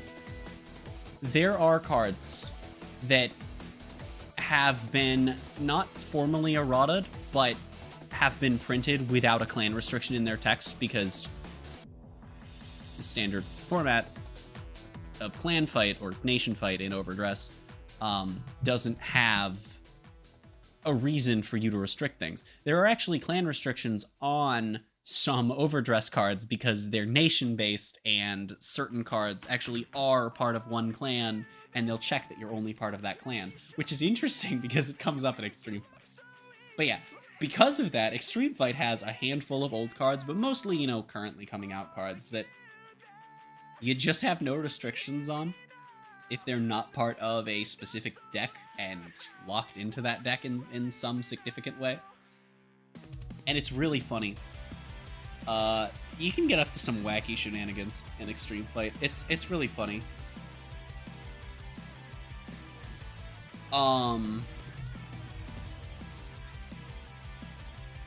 what I also find interesting is I think that, like, I'm of the opinion that Extreme Fight informally exists in both V and Overdress formats because of the fact that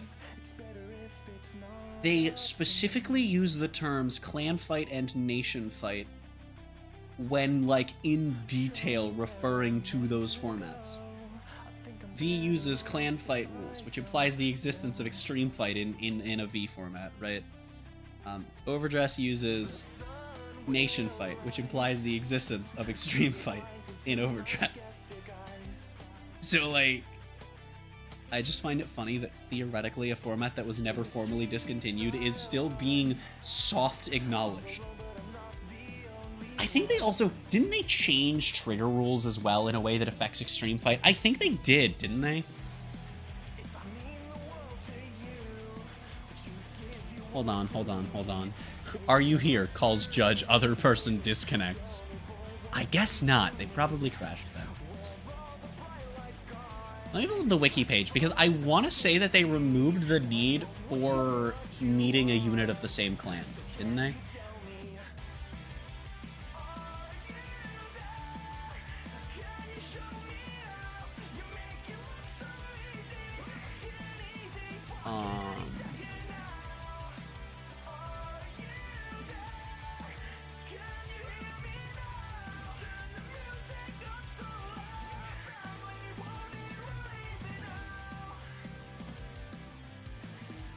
So let's see here.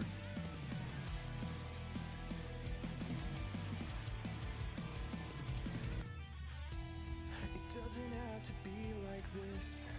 We weren't always this way.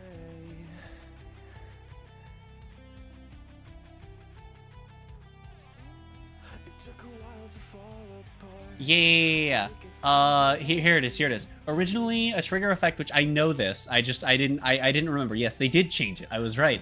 Originally, a trigger could only activate under the condition of having a vanguard or rearguard of the same clan as that trigger unit, which a lot of people misunderstood as you can only select a unit of the same clan as the trigger, which was never the case. It was always just that you needed to have one. You could pick anything. And then the wiki says this became redundant with the introduction of Clan Fight. No mention of Extreme Fight, which frustrates me. And then, yeah, when Overdress came out, they changed it because... whatever. But it was not actually redundant to have written in the rules of the game because there was a format that cared about it. And it is still acknowledged just by virtue of the fact that they still refer to the standard formats as Clan Fight and Nation Fight.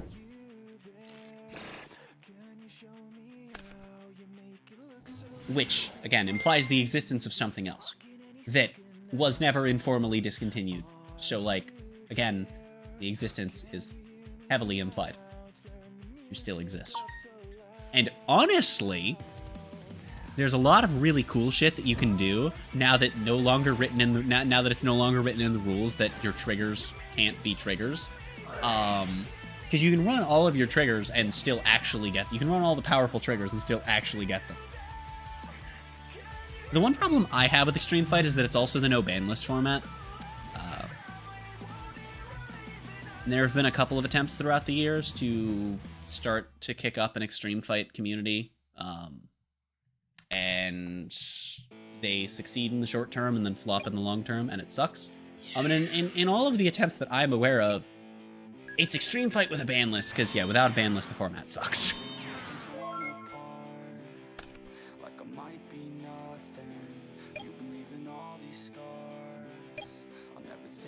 But Extreme Fight is a really cool format where you can do a lot of cool shit. There's cool shit you can do that, like, just goes really hard on a technical gameplay level. There's cool shit you can do that's just like, yeah, man, I'm playing Blaster Blade Turbo, but I've got 6 clans in my deck. I'm playing Messianic Blaster Turbo. I don't remember if that's how you pronounce it. I think that's how you're supposed to pronounce it. Except for the fact that I'm basically playing Highlander with my blaster units. Because this is premium Extreme Fight.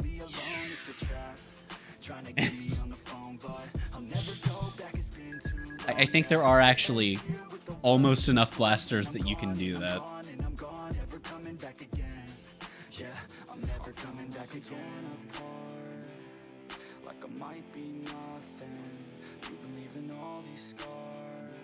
Let me check, actually. Let me check how many different blasters are there. I think I'm.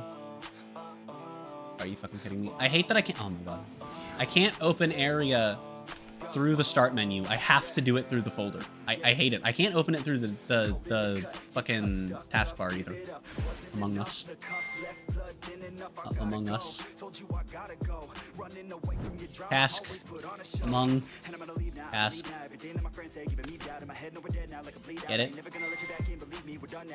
Anyway, Tenpai combo. I've been rambling about Vanguard for like 20 minutes. Anyway, Vanguard, good game. Peak TCG. Vanguard is the best TCG, and I will stand by that statement. At its core, Vanguard is the best TCG. Although I think that as far as being a competitive TCG goes, I'd have to give that to Weiss. The game has a shitload of room for both luck and skill, which creates a really good experience as both a player and a spectator.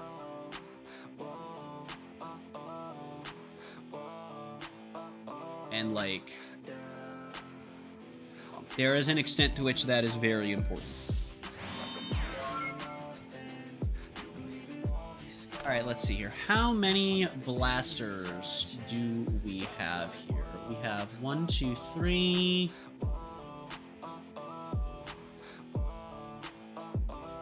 4, 5. Just go in my names, tragically. 6, 7... 8, 9, 10, 11, 12, 13, nope, not 13.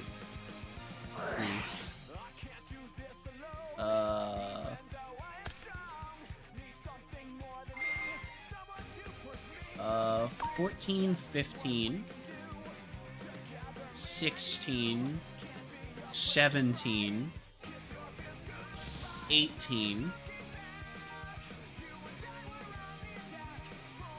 not counting strides, of course. Going to Shadow Paladin.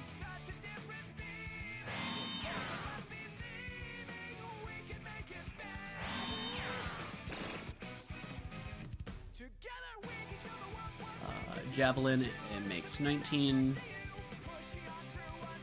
Oh wait, shit, hold on. No, because we have a Javelin and a Dagger in Royal Paladin, so no, we're still at 18. Fuck. That's okay, the Peanut Butter Dragon is going to get us up to 20. 21.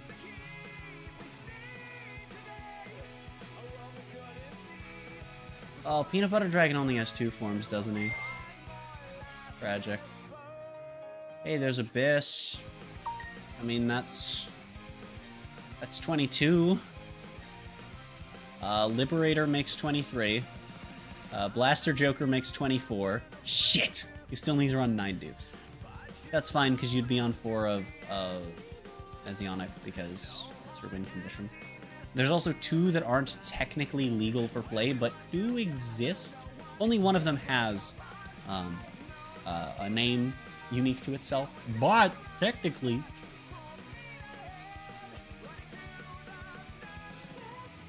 So yeah, but you'll still have to run a handful of dupes. You can't play full Highlander Blaster. Damn it. Give me more blasters. Give me more Bushy Road. New names.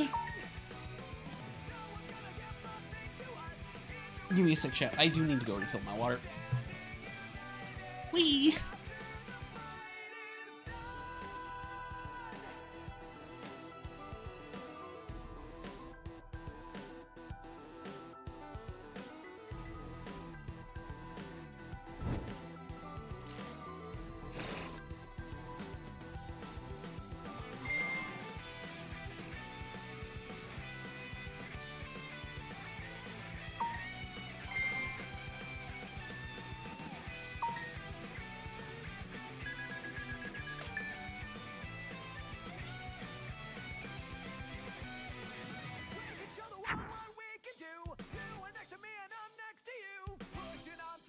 until the battle's won.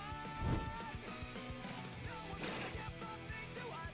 Into each other we put our trust. Standing united after the fight. It's a brand new team. We have turned the page.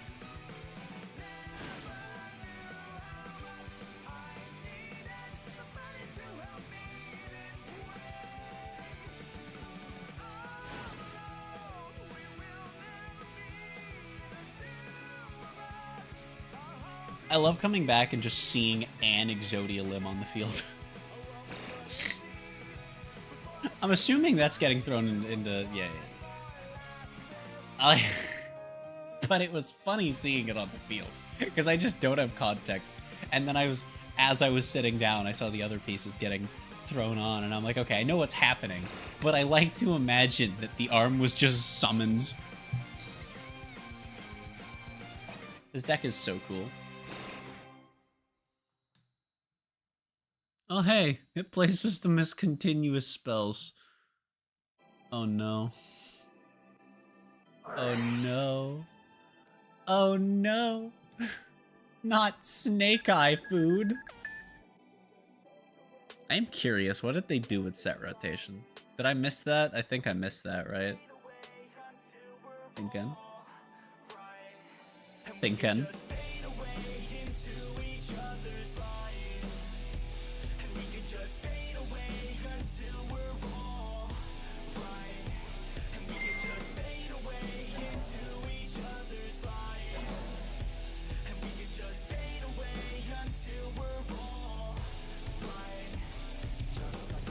I would like to fly away, off of this earth I would fly with the halos. Don't know my worth, but I figured out how pain goes. Treat it as a curse or reverse it, okay, go back to a time when I didn't make choices. Back to a time when my parents were my voices. Back to a time when I used to take classes. Back to a time when I couldn't really pass shit, it happens. Try to figure out fate, yo, yeah. I try to figure out hate, yo, yeah. On the beach in San Diego, yeah. You know what's really funny, chat? You know what's really funny, chat? I think that a lot of people don't know that the Exodia stuff and Memento, all of their new stuff are based on old normal monsters. Well, not all, because obviously Exodia has shit, you know, background shit, and, you know, anime moments, and this is obviously Exodia, but, like, all of the main guys are based on normal monsters. And then Memento obviously has its boss, which I think isn't based on anything. Memento has Twin-Headed Thunder Dragon. And I think it's this funny little thing that a lot of people just don't know about both archetypes. And it is hilarious.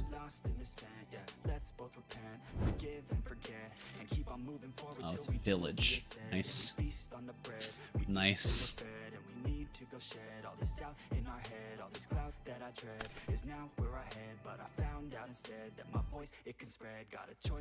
Yeah, there's not a good way to do this, huh?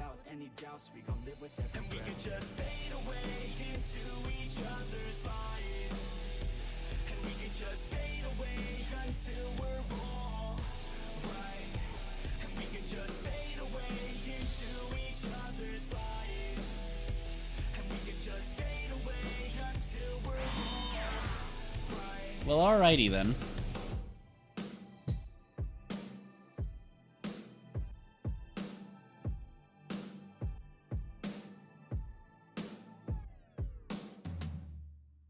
Aha! They figured it out.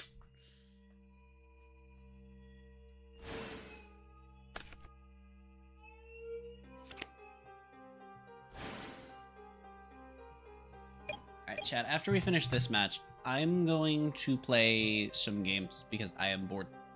And I don't like being bored. And normally I have more fun spectating. I'm so bored of this format.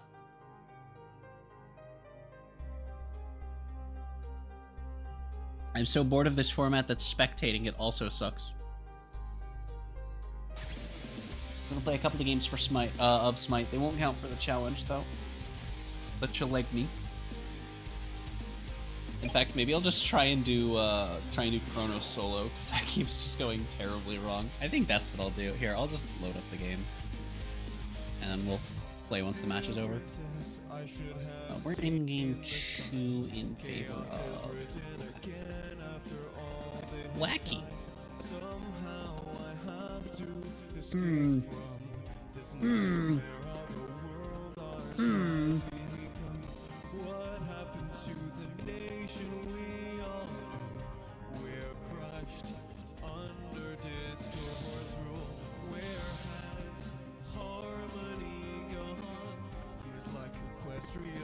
I always get nervous whenever I check the copyright claims on my videos, which you should do regularly if you make content, especially if you have background music.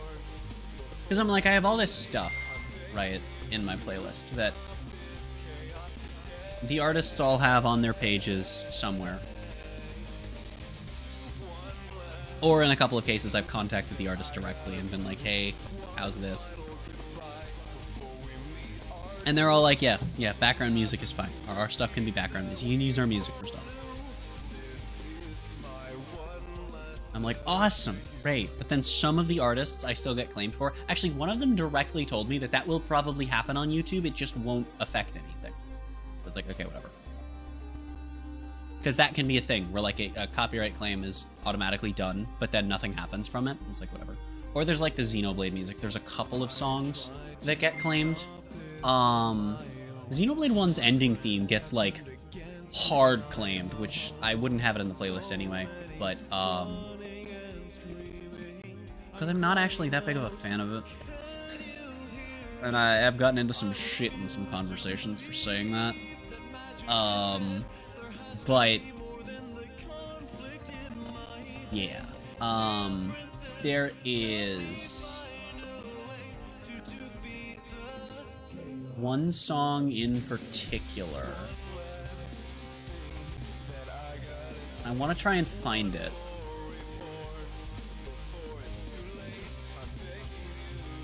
Yeah, there's like Jonathan Young, Caleb Piles, their stuff both gets claimed. I've seen on both of their Twitter pages that their original stuff is fine, so that's whatever.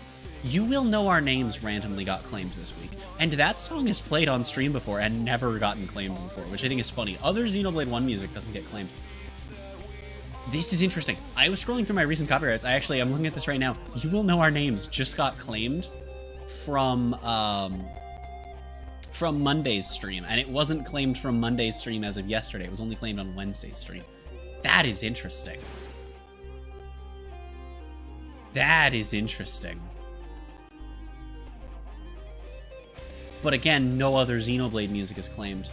And it's not a takedown request, so, you know, whatever.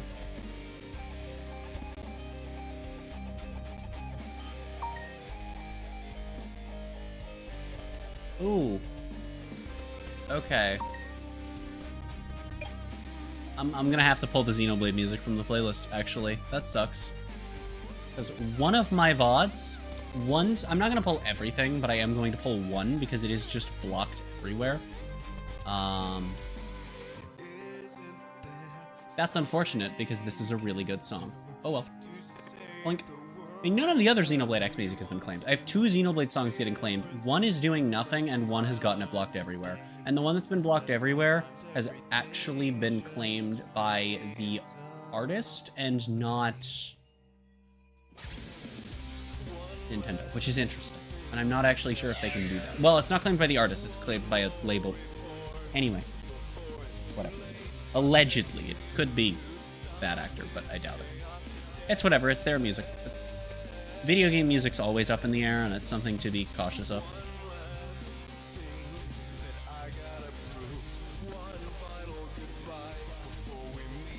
Oh well. Happens. You know? If it gets claimed and causes problems, I'll take it out. Shouldn't be using it if it's going to cause problems. Like, that's the thing is, if it causes problems, it means I shouldn't be using it, you know? Unless it causes problems and I know it's something that I should be able to use.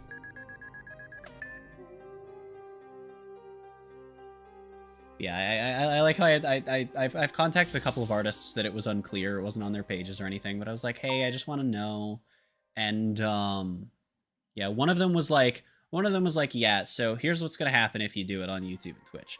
On YouTube, you're probably going to get copyright claims. They won't do anything, but you'll get them. And then on Twitch, nothing will happen. Just use the music. I was like, awesome.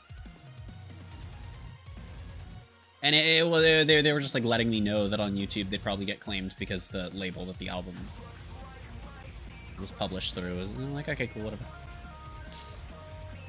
Gaming. But yeah, like,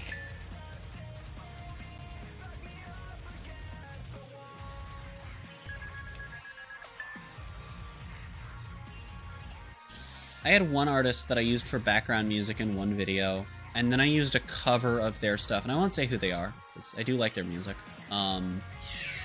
But I used their music as background music in one video, and didn't get claimed. So I was like, okay, cool. But I wanted to spice it up, so I used a cover, and also one of his songs as background music, because it was a longer stretch of having background music in the video. And it got claimed that time, both the cover and the original. And I'm like, well, that's a rip, but I understand. That was me making an assumption that I shouldn't. Probably should have made some effort to contact, but I was like, whatever. Don't do it again. You know, re-edit the video if I had to. Especially because, I mean, I don't know where the drive is, but I theoretically still have the footage for that video. I could re-edit it if I needed to.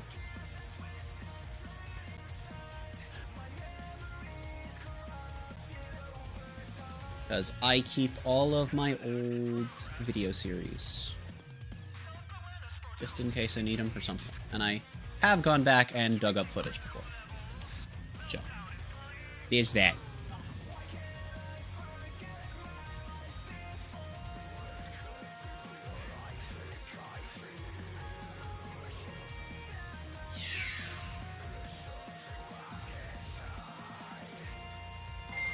But yeah. Rest in pickle juice to that one Xenoblade X song that got me claimed once, even though it's definitely played on stream more than once. And rest in pickle juice to those VODs, one of which I will just have to... I will have to fuck with that.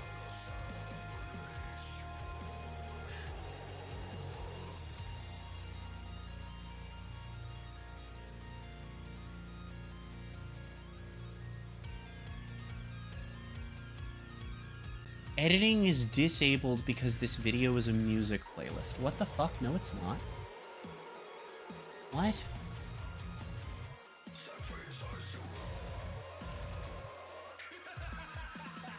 Wait. Huh? So I can't just cut it out of the video. That's so weird. Wait, that's so weird. Oh my god, is that because of this claim? Can I edit one of the others out? No.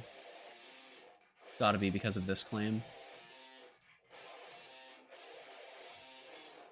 Oh, that's weird. I'll deal with that at a later point in time.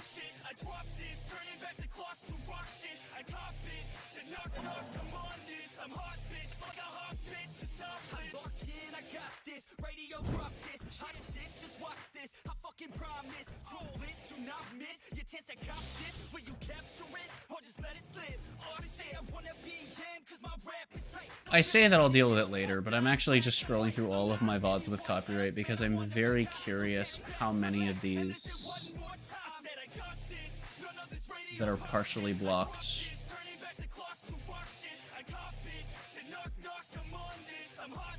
Because that's also recent. Because again, I checked this shit recently. Like that happened recently.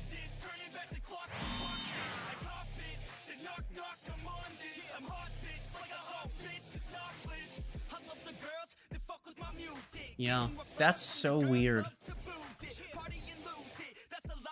That's so fucking weird. Why does it tell me that I can't edit it because it's a music playlist?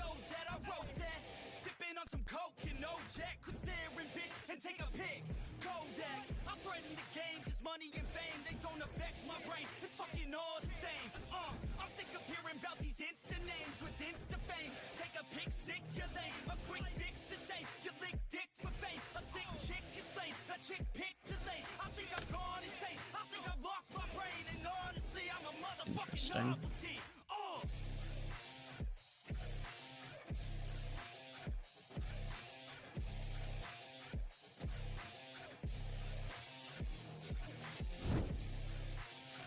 Very interesting.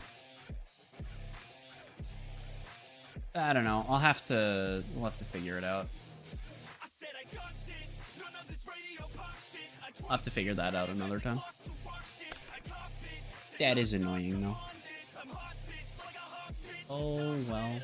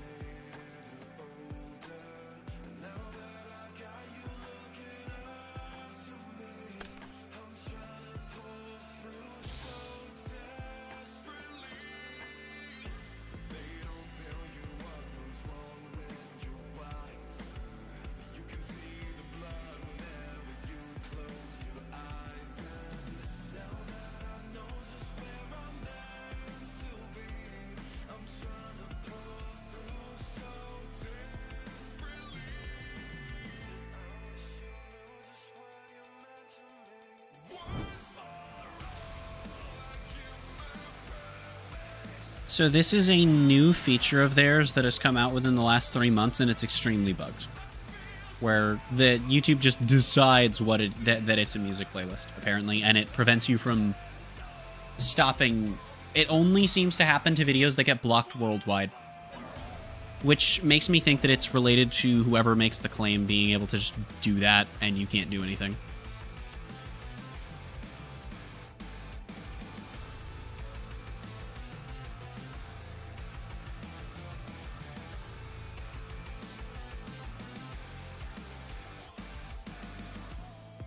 According to YouTube's own support a week ago, it's apparently because there are multiple claims. That makes no sense and is not correct. Haha, fun.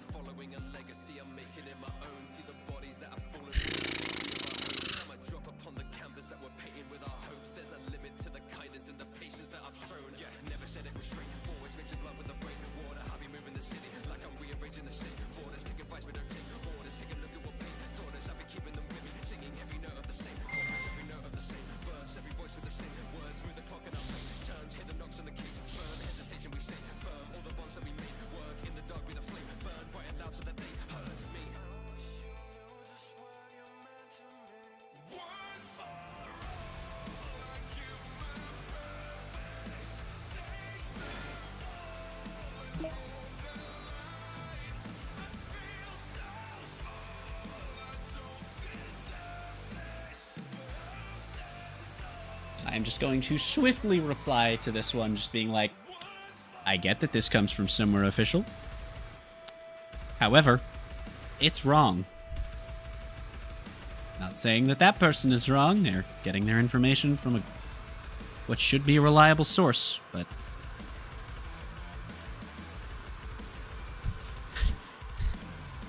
I recorded a concert, and the video had no issues for a year.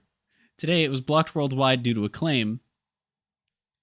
Couldn't mute the song because it's classified as music. Okay, so here's the problem I'm also running into. A lot of these Reddit threads are people talking about how they uploaded videos that are, like, music. Like, extended periods of music. Now, you know, most of them are saying, like, it shouldn't have been claimed at all, but most of the people saying this uploaded music playlists. Fucking hell.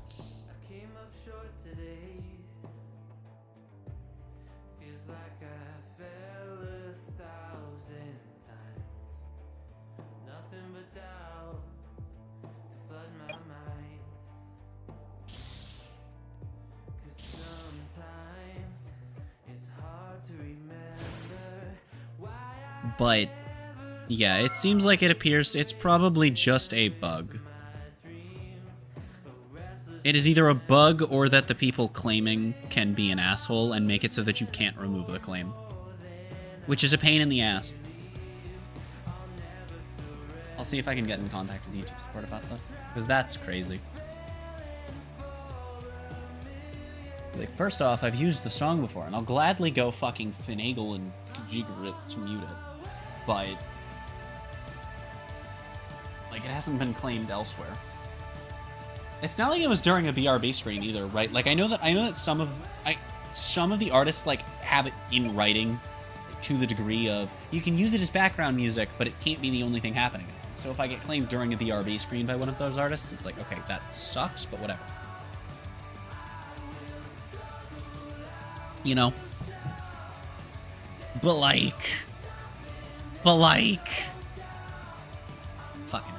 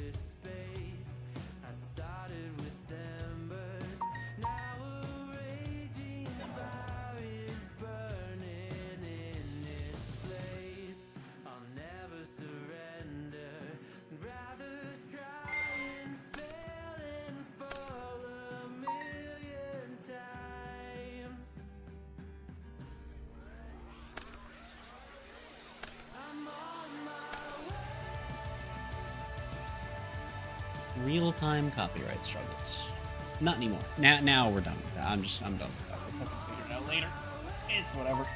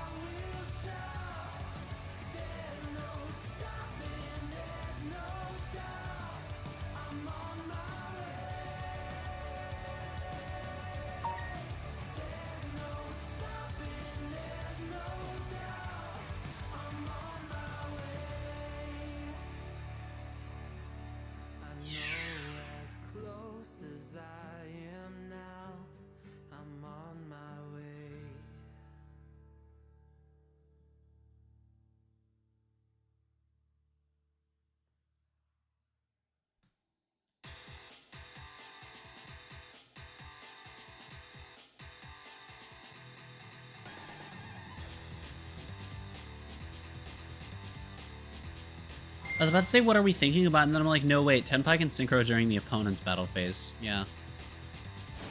Right.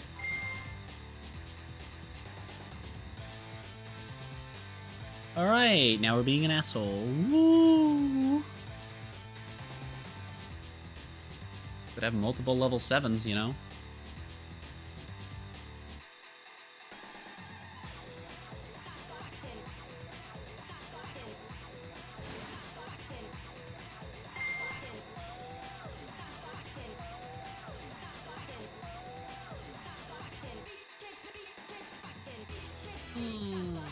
Tenpai. You'll love to see it.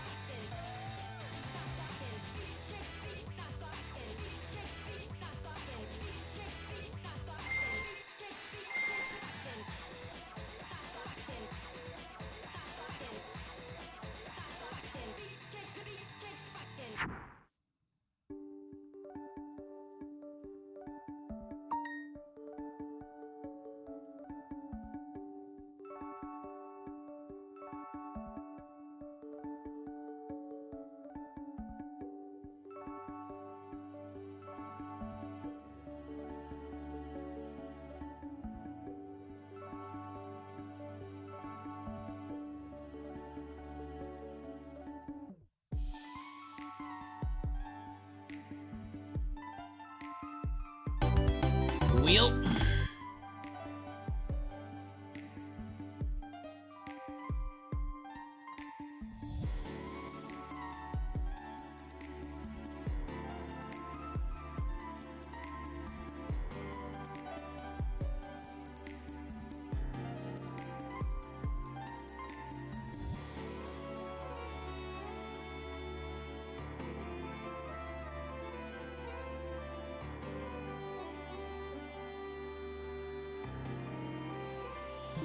Wait, you cheated in order to remotely win a game.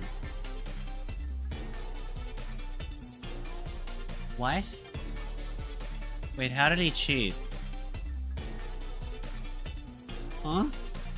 I'm so confused. I'm so confused. I need to know how this shit show ends, but I also want to play Smite. God damn it.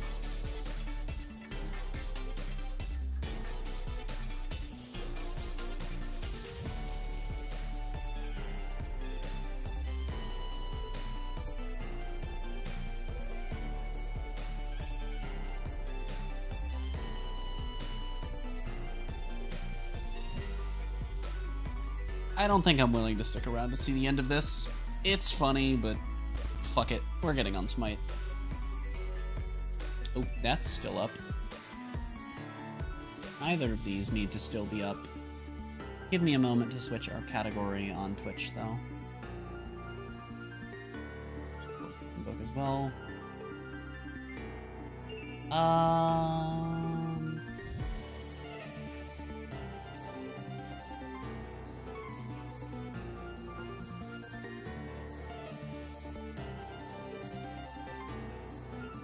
We'll have time for a few games of Conquest. As always, let's do our arena warm-up game. I think I want to try and jam out those Bruiser Chronos solo games, because I really do want to get a better one than the one we ended up on. Because if I recall correctly, what was happening was that it kept going well, and then it wouldn't, like, we couldn't finish a game. They kept surrendering.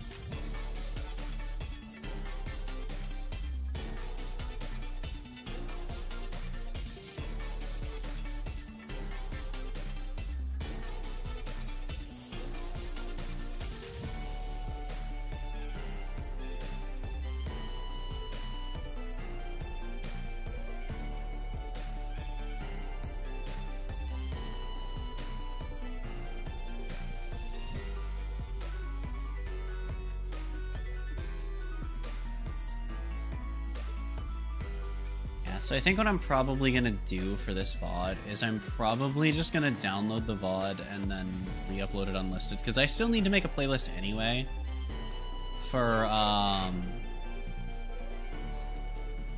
I still need to make a playlist anyway for, all of the, every class, every role challenge, for those VODs. So, I'll probably just go in, edit out that claim, and re-upload it, and see what happens. Because that happens at the beginning of our first game of that day. In Conquest. It was an Ishtar support game, which I don't even think we actually succeeded. I could cut that game out and we'd be fine. Yeah, that was an Ishtar support game. That was before I ended up going from left to right, because it was just, I hadn't gone to support yet. I'm like, fuck it, let's do it. And then I ended up just doing Arachne, because I'm like, no, this is gonna suck, let's do it. And then I did Circuit, because I was like, nah, people still get mad at Circuit support. It's like, man, fuck. I like when people get mad at things that are like well-known, you know, off picks that do in fact work. I love when people get mad that I'm playing, like, Circuit support, and then they're like, yeah, play Fenrir, man, and I'm like, huh?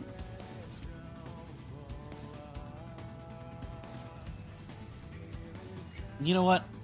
When we go to Conquest, I'm gonna queue solo, then secondary support. And if I get support, we're gonna try playing Fenrir. It'll go great, trust.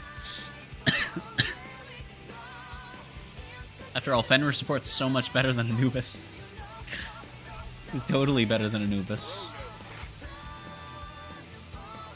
playing Bruiser Kronos.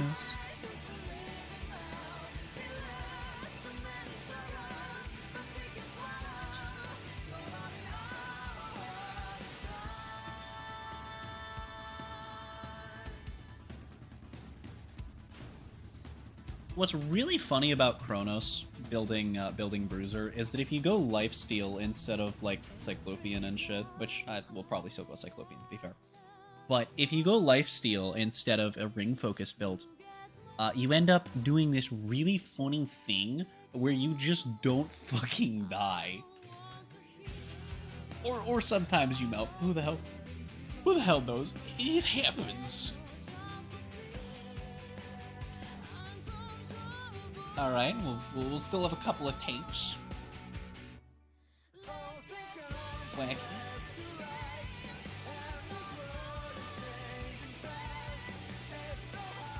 I do wonder, is Ability Kronos better if you're going tank, or is Auto Attack Kronos better as a tank? Thinking? Or is it like Power, where it actually just depends on which build is better? Like, is it the better build is the better build for Kronos and tank as well?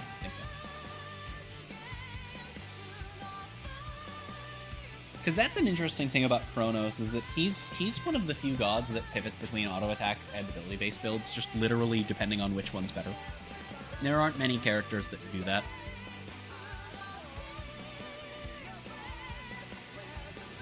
There's a few though that can really get away with going either way. Kronos is specifically built for both.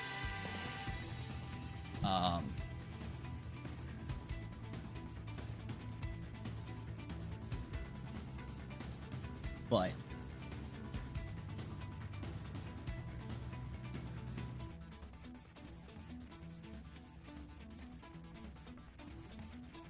see, now I'm scared of the Xenoblade music, but it's really good, so we're gonna keep it in. If another Xenoblade song causes, like, an actual problem, then, we'll get rid of all of them. You know, but a light claim that doesn't affect anything. If it affects monetization, we'll take it out, you know, eventually, but... I could go Timeline for more prots. Or Deaths for more sustain. I'm gonna go Timeline for late prots. No. Yeah, because the CDR is really strong. I'm thinking, like, Axe, but... No, I want to go Timeline. We're going to go into Berserkers first. We're going to go Shell and Wingdings. I hit it in the 4th slot. Dude, that's, like, the worst one. Oh, you know it's not. The second one is the worst one. My bad, my bad, my bad, my bad.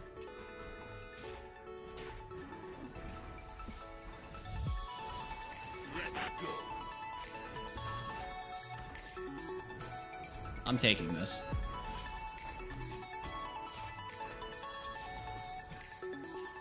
You are literally playing Neath. You don't need attack speed, lady.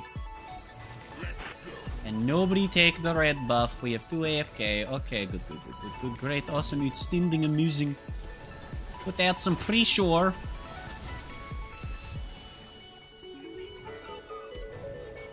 I swear to God, I just heard the words hippie turbo boost. Yes, so Scylla is AFK out of her spawn circle. That's frustrating.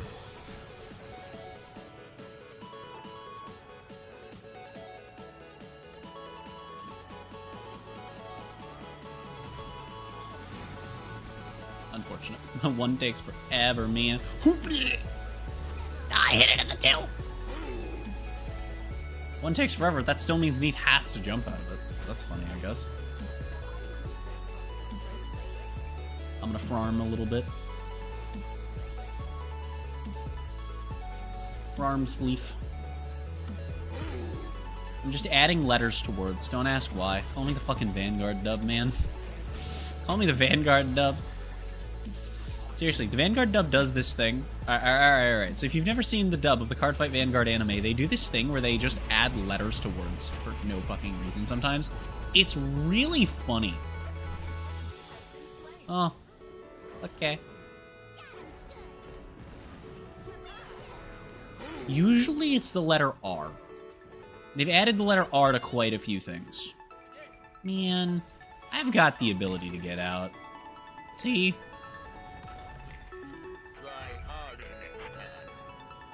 Okay, someone ate it. I shelled, and it took like 9 years to fire the shell. I'm upset about that, but whatever. Next up, we're gonna get Bancrofts.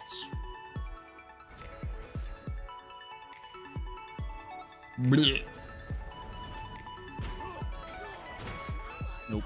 An attempt was made. Oh well. Sklongus. Uh-huh. Yeah, Poseidon? Team, you're all right there. Alright, bye guys.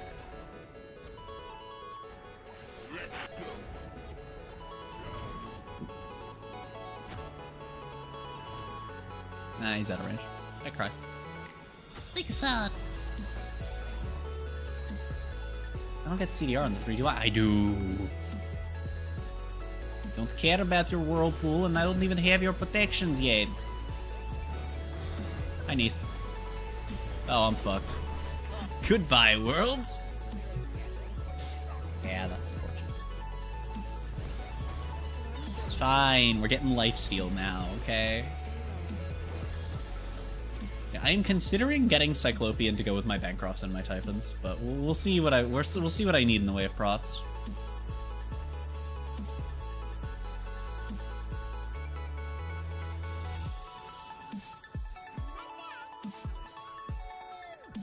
A Lorgan Jarf.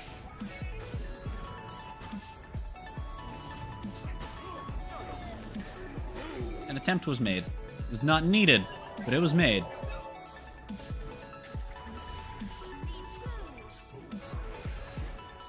Motherfucker. I mean, I got free abilities for a few seconds, but that doesn't really matter.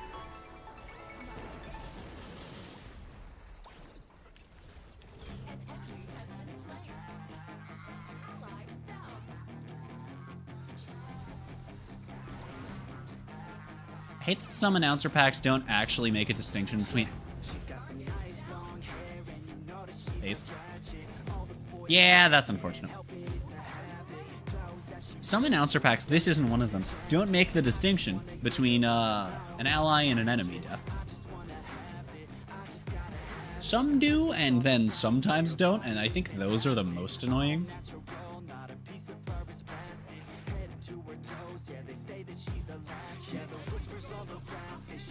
Did he grab the purple? No, I can take it then.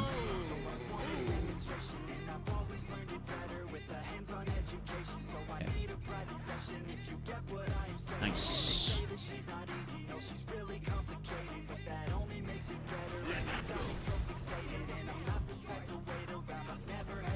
I'm here for the wave, buddy.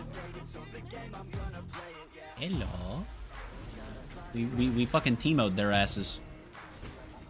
Okay. Hi, Mercury.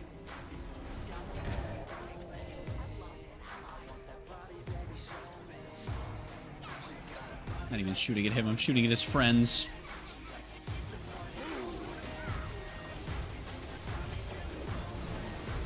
Yeah, stun! Nope. I wanted to see if I could just yoink them all back. I could not. That is unfortunate. Alright, we gotta get Shoguns. If we do get Cyclopean, it will be the last thing we...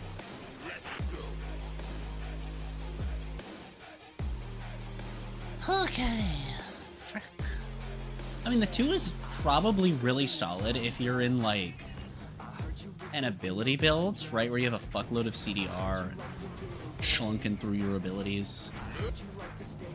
I did not clip him with that. Holy shit, I can't move! I must have gotten slowed. I didn't get hit with a slow. I don't know what the fuck had me going that slowly then, actually. Huh. Weird. I had enough for the tier 1 and I probably should have bought it.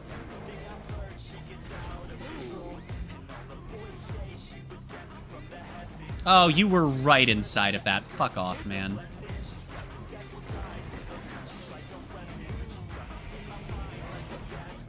Nice. There we go.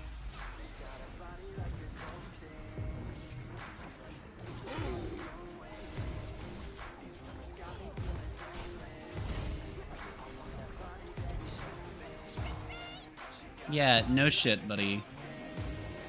There's a fucking siege minion to kill. Alright, let's go and get...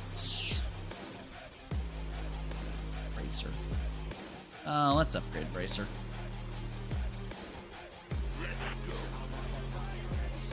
Nice. Nice, nice. Hello, combat.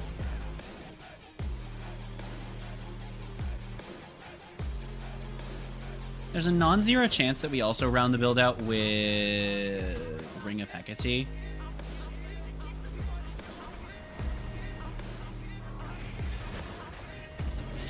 Dude, I can't ult. Holy shit. Yeah, I'm just getting fucking dumped into. And my team isn't fighting until I'm low health. Is Wukong dying a lot too? Not as much as I am, but yeah. Wonder if he's having the same problem.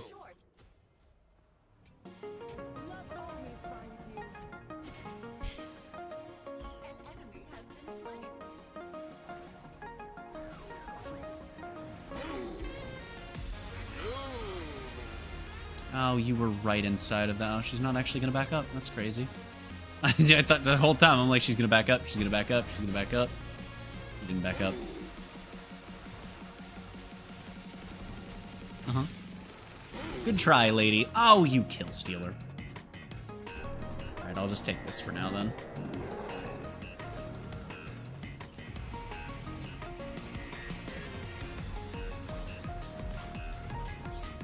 Wow, I don't do a lot of damage to Achilles. I shouldn't be trying to. Hi, Mercury. I'm not a squishy. They're treating me like one, which means that I fucking might as well be, but... Nope. Yeah, I'm getting treated like a squishy, so there's just so much damage coming into me that it doesn't matter. I also popped that shell earlier, and the game just said no, and I got forced to pop it late, which is really frustrating, and I hate when that happens. Unfortunately, that is a lot in Smite. It's very common. It's not as bad as Overwatch, but, you know.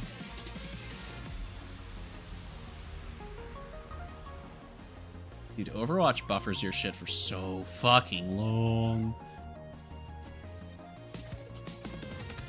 I guess it's worse than Overwatch in one sense, and that is that usually you press a button. It's a lot less common to just press a button and have the game say no in Overwatch.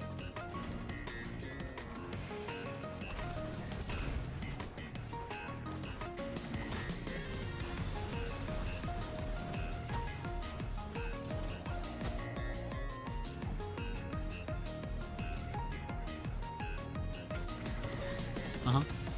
I'm not a squishy, but, like, not as tanky as I could be. I'm not doing enough damage to justify dying this easily. Like, holy shit, dude. I should be doing more damage. I mean, I get that I'm not damaging the Achilles, because, duh, but... Bye.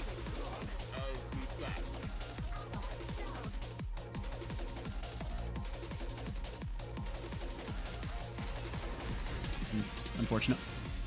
Help? Anyone? Somebody? I have teammates. I have teammates. I have teammates, right? I have teammates, right? I have teammates, right? Jablanque is just going to try to 1v3 the people that backed off. Okay. Could have gone after the Merc. Could have gone after the Merc. I need to hit 20 so that I can upgrade to timeline so that I know if I need to get more prots or if I'm going to get more attack speed.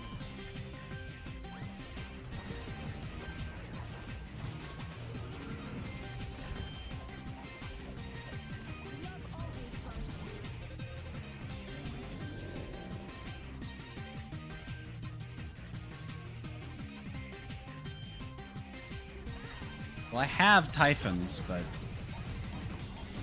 I want to back for it right this second.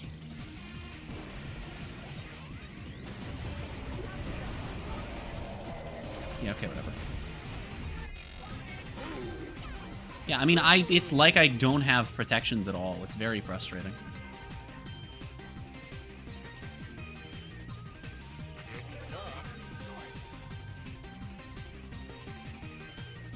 Unfortunately, the worst part here is I'm not gonna know if I just need more prots until I hit level 20, and because of how Arena works, that's not terribly likely to happen in a timely fashion.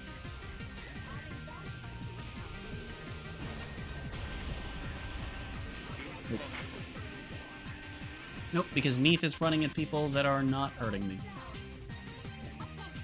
Like, I have protections, but I'm still getting fucking one-shotted. A Poseidon ult still does 2/3 of my health bar. That's reasonable and fair.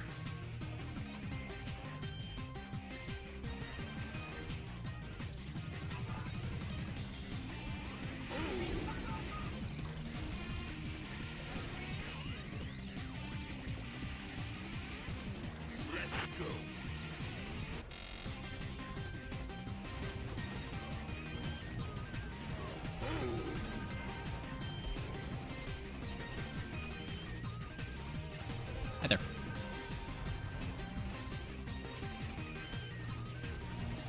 Bye.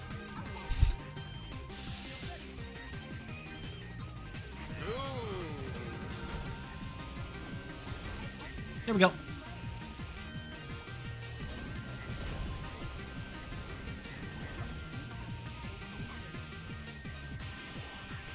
It also doesn't help that I get focused like I'm a squishy, and because I'm not full tank, when I say that getting, you know, treated like a squishy makes me one, what I mean is that if 5 people want you dead, somebody else said this, and I've actually seen a couple people say things to this degree in a few different games Discord servers. If 5 people want you dead, it doesn't matter how tanky you are, you will die.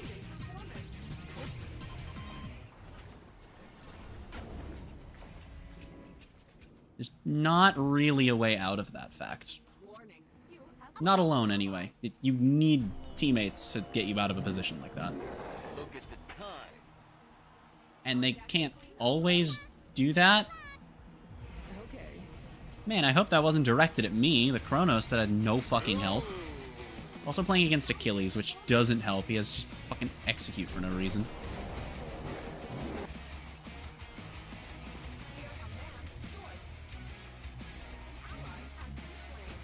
Hi, Ageless. Okay, bye. Okay, hi. I do a lot more. I do like twice as much damage to him right now with Typhons. That's kind of crazy.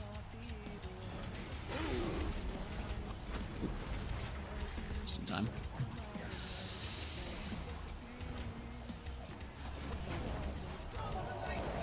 Hi, Merc.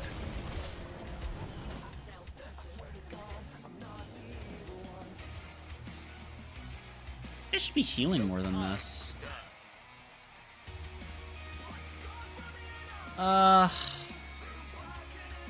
I feel like I need more prots. I get max attack speed during my 2s.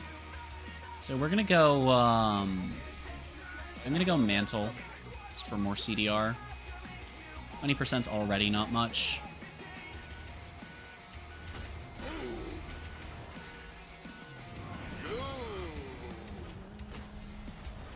God damn it. Okay, bye.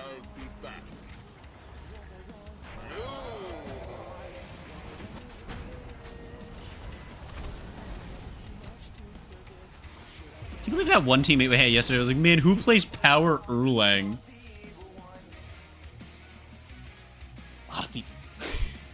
That was so funny.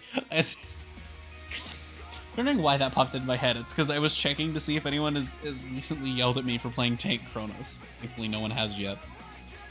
But then I was just reminded of yesterday. I was just like, oh yeah, we're gonna have time for like one Conquest game. I kind of want to play something I'm gonna have a little more fun with.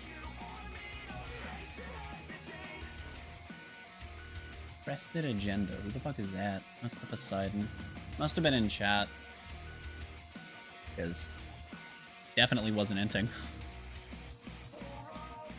Alright. Let's try and get a good Conquest game in. Let me see if I can get a game in ADC. If not, we'll queue solo as the secondary. Fuck it.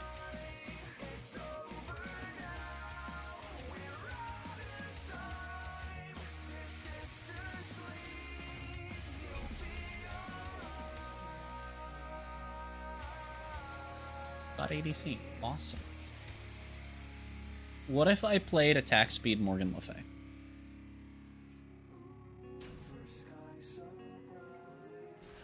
I've done it before, and it's really fun. I'm gonna do it. I'm gonna do it. I'm doing it. Fuck it.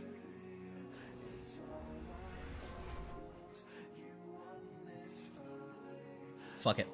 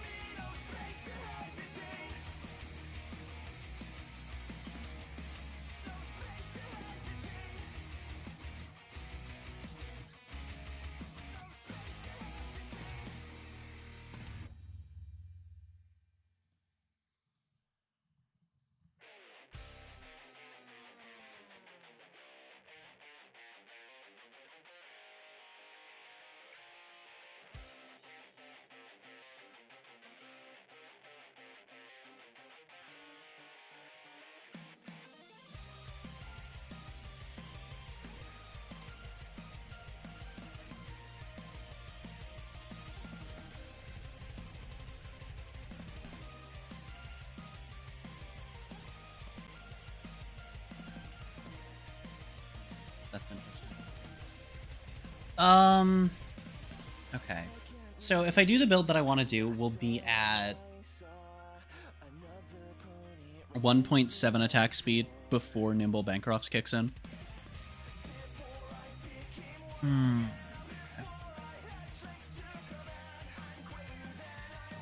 we'll have, what? 110.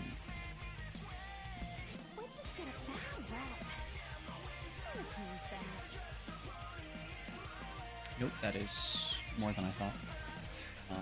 Cool. So that is...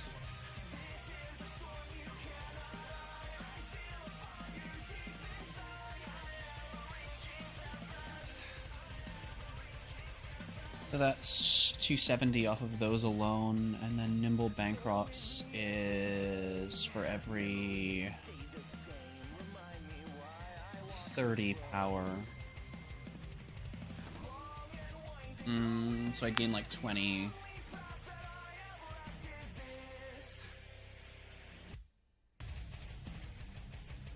Go with deaths.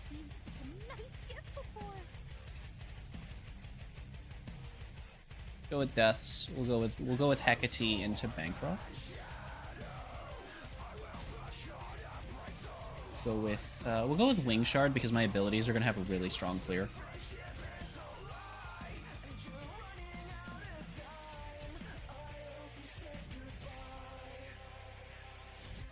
I know Wing is good right now. I normally like to take Golden anyway, unless I'm on like exactly shit like Ishtar. Damn, Fen Solo, Bologna Jungle. Cool, cool.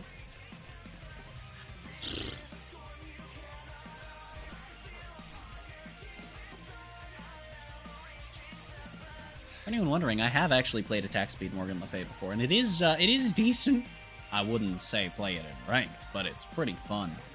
And I kind of want to try it with the flat healing because I haven't since it got added. So, fuck it, right?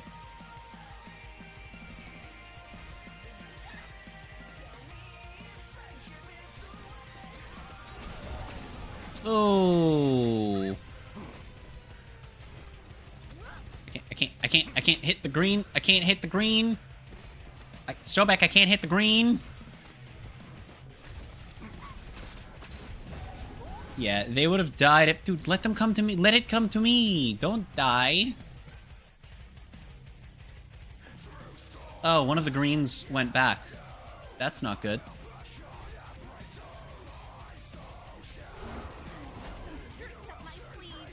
I don't... He threw his thing when I threw mine, and it fucking nearly got him killed. That sucks. But I can at least do this. Or not. Or not. Okay. Thanks, Sobek. I get that you're low health, but you literally just stood there.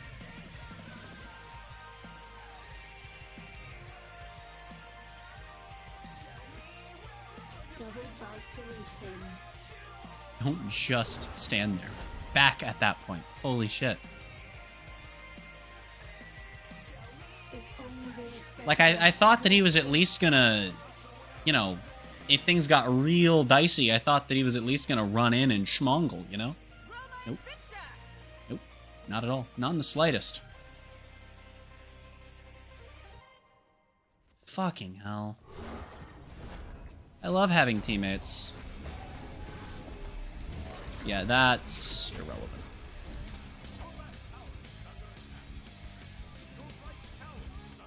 Missed. Sobek, you want to do something, man? No, you're fucking around in the jungle. Cool.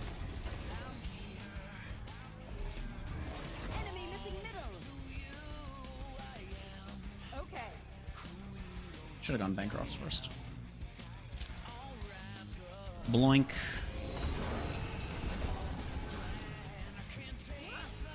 And he's taking my last hits too. Are you fucking me with a spatula?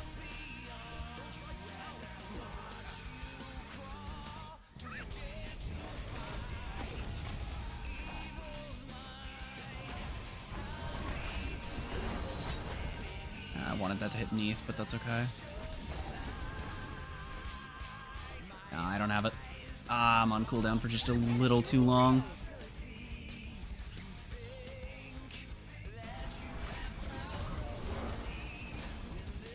I don't. I'm out of mana. I'm out of mana, and now I can't even clear the wave because I was trying to help him because he's fucking running in.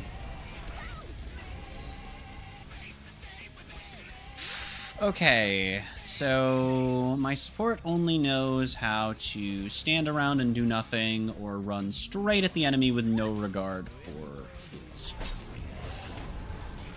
Well, that's utterly fucking fantastic. Yep, and I die to the tick damage, because Sobek, with half of his health bar up, decides that standing around is the best thing to do instead of trying to, you know, pressure them in any capacity. I guess because I couldn't help him get a kill while he was fucking inting. I would like a fun game, please, because I don't really have time for a long game and then another game after that. Like, if this goes long, it needs to be a good fucking game. And it's kind of already ruined, even if it gets better.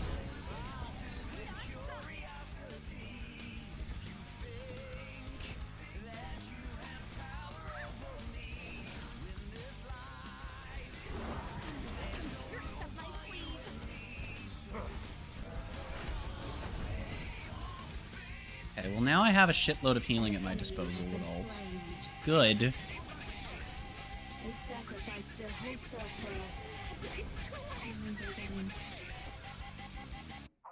Yep, they're on shield. Can't do much about that. Wait for the wave to clear, so... Oh my fucking god. Yeah, there we go. We can clear the wave first. Okay, or you could just completely destroy my ability to clear the wave effectively. That's also an option, dick. Holy shit. There we go. But now they're going for it. No, they're not. They're going for their own shit. That's really good.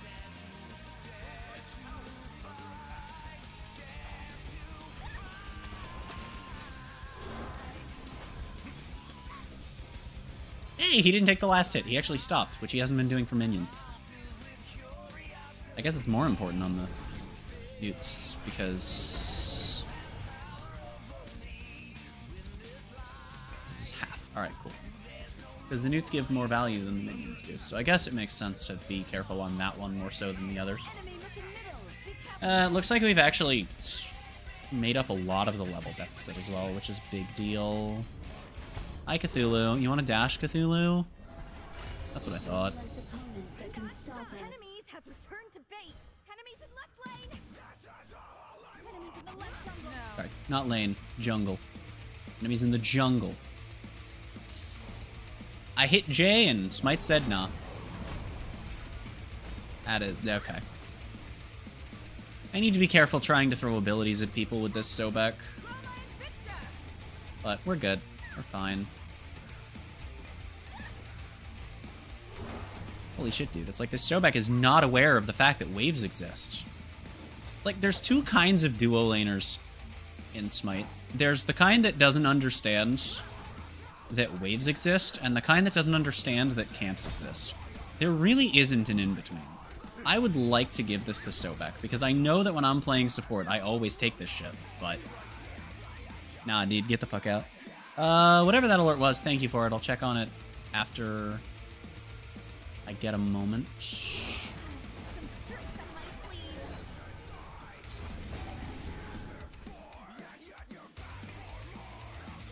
Hi, Cthulhu.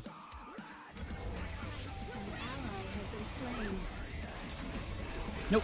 Body blocks. Because Sobek backed at full health. He better have gotten a tier 3. Okay, he did, but he shouldn't have backed there. Fuck off, dude. Fuck off, man.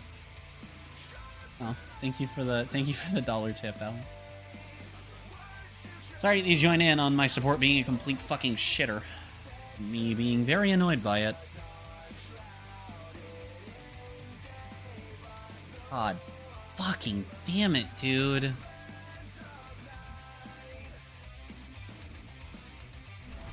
Literally all of my deaths are his fault.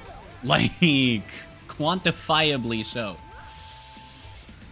The first one, he fucked up on the clear, and I couldn't give him the health, and then he proceeded to just stand there instead of backing. So I thought that maybe he was gonna, you know, sack himself, because I would have in that situation. Or I would have backed. I honestly can't see myself doing either one. But second death, he's fucking inting and we both die for it. Oh no, sorry, he backed as I died.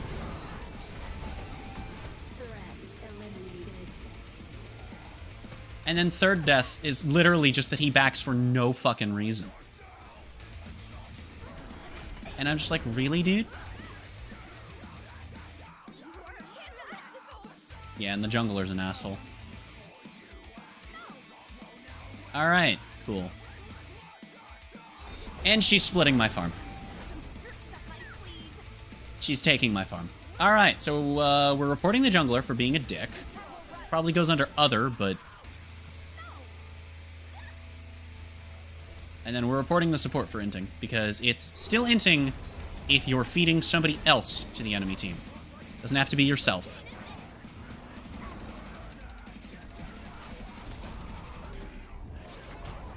Yeah, we're just gonna beat this. Yep, and everyone fucking leaves, and I just get run at, dude. I'm not even that far up! I'm not even that, like... They're literally... And Sobek's not doing anything anywhere! Get me out of this fucking game, dude. Wait, why is it buying Rejuvenating Heart? I didn't tell it to buy Rejuvenating Heart. What the fuck? Oh my fucking god. So now I'm just behind on golds further than I should be because the game fucking functions totally perfect. I can't fucking do anything. I can't fucking do anything with this team.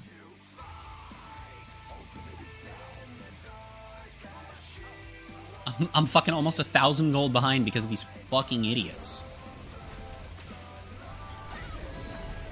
Bellona's not an idiot. She's an asshole, to be fair. They are different things. Oh, now you don't want to go in, Sobek. Oh, now you don't want to fucking go in, huh? Alright, that'll get Cthulhu. Eh, this is at least wave clear with the shard, then.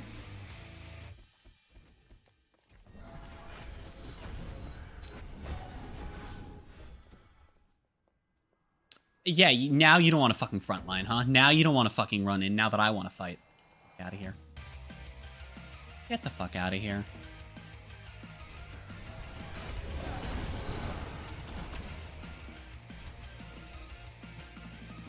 Fucking hell, dude.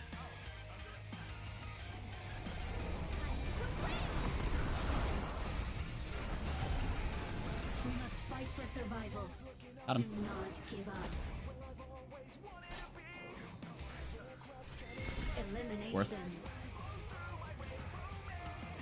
Okay, see, when he actually, like, plays the fucking game, we're fine. Almost like I said, this shit actually works for some fucking reason, and I really don't know why.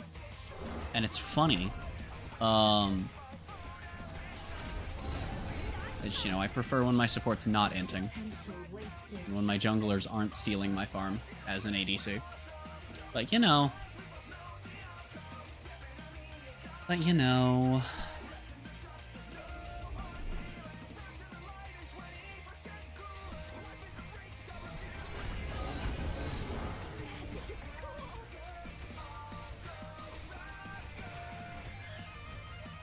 we go.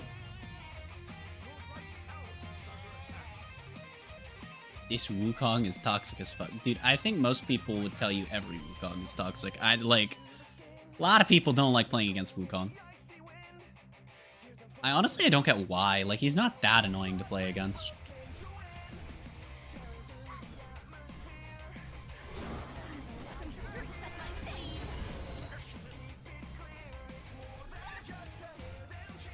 I get slightly outcleared, but that's alright.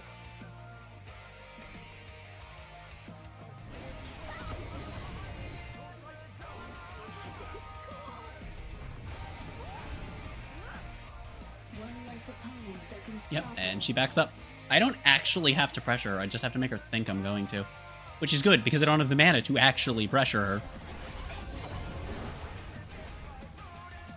Okay. Fine if she can't hit me, right? Ha! She's bad.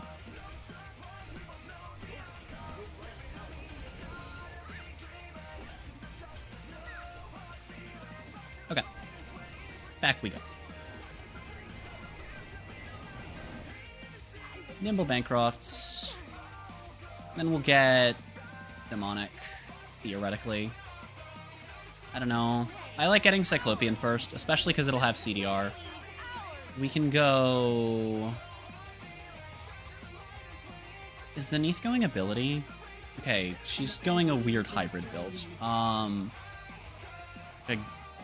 guess isn't really different from what I'm doing, to be fair. Because I'm thinking maybe I'll just go like Typhon's Pendant and round out the build with Cyclopean.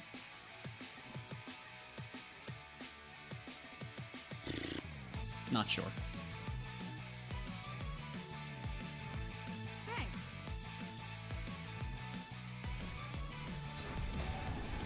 I don't know how the first one didn't hit, but whatever you say, game. I don't doubt that I can push this tower up. I want to be careful.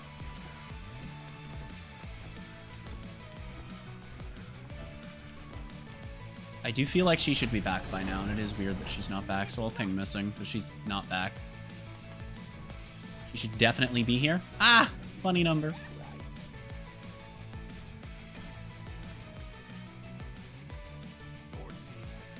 I see the Thana. Just want to squungle these guys. And then we can back up. Yeah, do you not see... Okay, he's not actually pushing up. That's a big deal. That means that I can... Yeah, he's baiting you. Okay. I mean, I can still head to mid, though. I can get oracles. And no one will suspect a thing. That's actually crazy. I'm just a gamer like that, you know?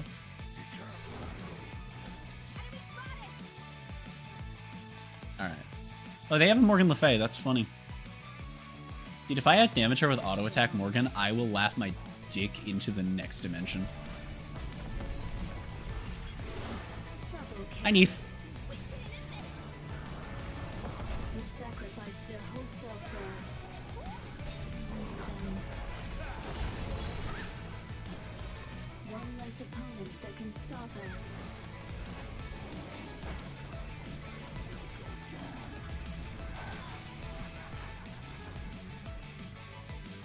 Jump on us. Oh, God. So, we may sell Ring of Hecate later in the build chat for Demonic. We'll see how things are feeling.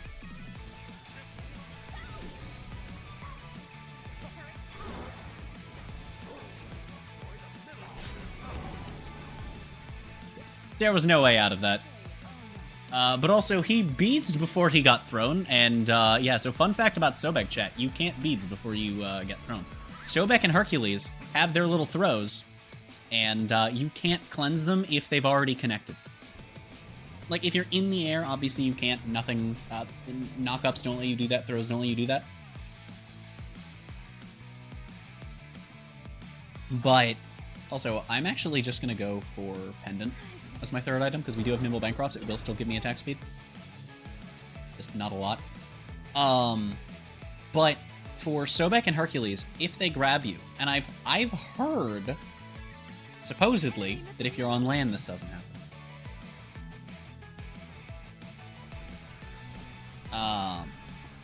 But if they've grabbed you, it's too late. You can't beats. You have to beats before the rock is under you, or before Sobek has touched you.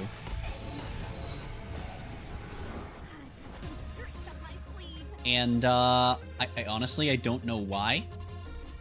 Given that I've heard that a lot of people seem to believe it doesn't happen on land, either that's been proven before, or or it's just an issue of how it's being handled by the server.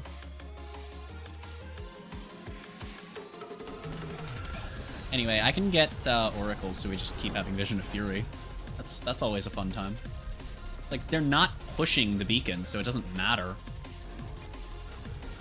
Need to remember that I'm not a tank.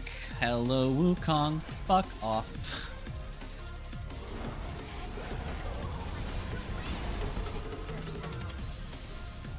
Yep. Aw, shit.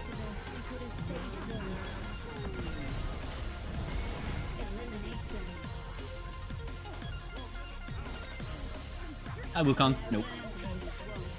Unfortunate. Unfortunate. Nope.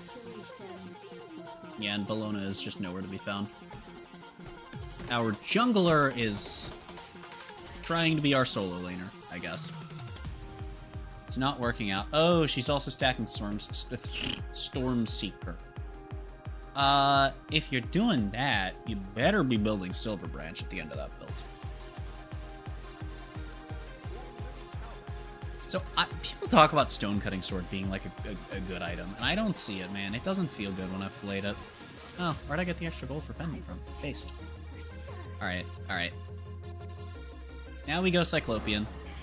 I like to build Cyclopean before Demonic because it generally feels like I get a little bit more value out of it, which is weird because I tried applying that logic to the physical equivalents in Kins and Executioner, and is not the same with the physicals.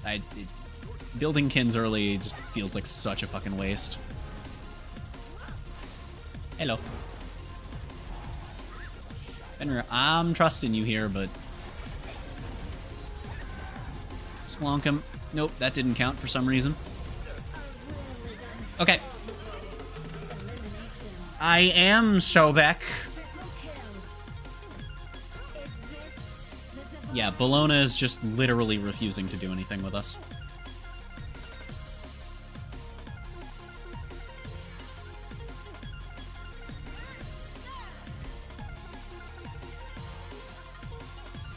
Wukong is their top everything. That's not surprising.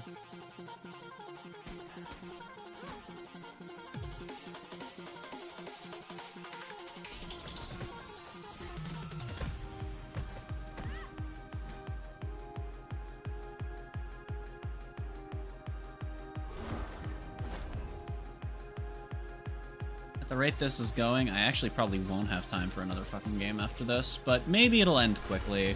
Maybe I should have taken the surrender, seen if we could get away with it, but I think the problem is I think this is winnable, and even if I don't like it, I don't want to throw away a winnable game. Especially not with a jank pick that I enjoy. I'm not really getting the choice to enjoy, or the chance to enjoy the game. I still would like to do this. But yeah, the reason that we're getting this over Typhons is just because Well, not over Typhons, but before Typhons, is just because we're getting a lot more attack speed, and that's what I need right now, is to just be able to consistently vomit some damage out. Galubus.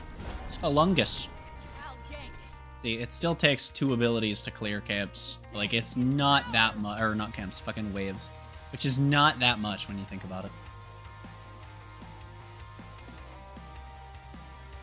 Like, that's kind of nice.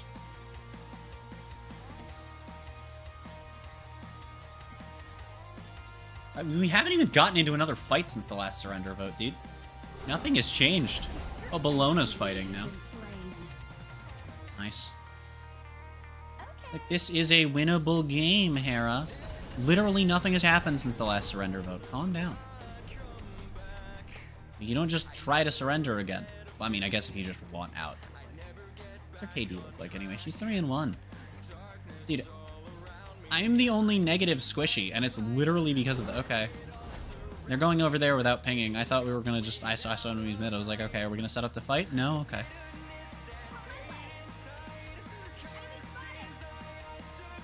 Intercept the Wukong.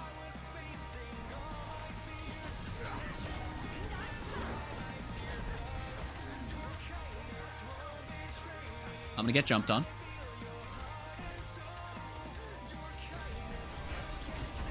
Actually didn't. Nice.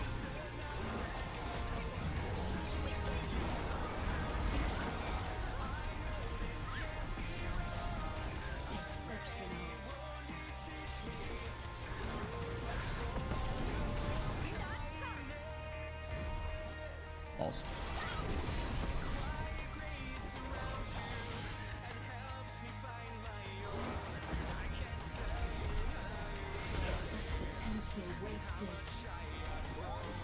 This is unfortunate. And we have to split up, which means they're going to chase one of us, and of course it's going to be me.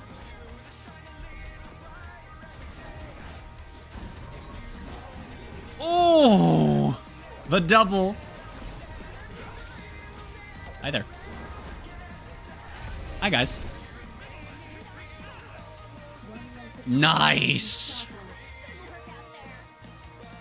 See, that was some teamwork right there. I had faith, so I popped my Aegis. Alright, we need some attack speed, though, seriously.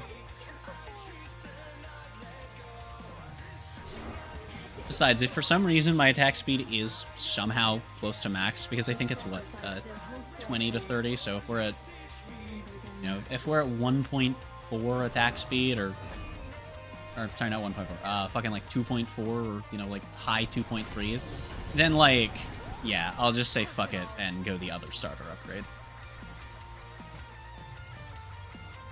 Why? That fight went well.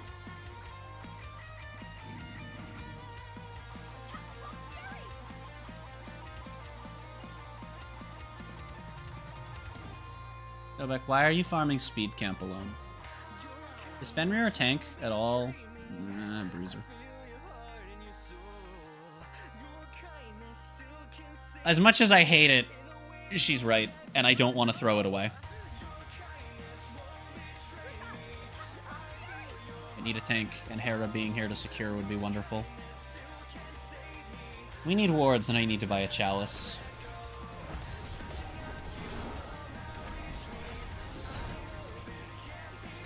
Yeah, and then they just walk away. I think Hera is trying to throw to get out. Immediately shut down. I mean, if she AFKs, we literally just need anybody else to come and we've got this, because Sobek can't tank this for me. I am barely not able to clear this for him. Yeah, back out. Back out. Back out. Back out! There you go. There you go, people! All we needed.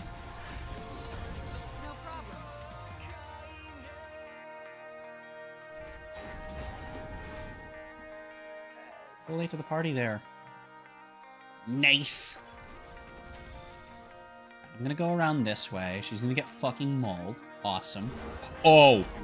Oh! That might have counted as stab. That might honestly qualify as cyberbullying, I'm gonna be honest. That may, like, be just cyberbullying. And we still have free vision. Hi, Wukong. Fuck.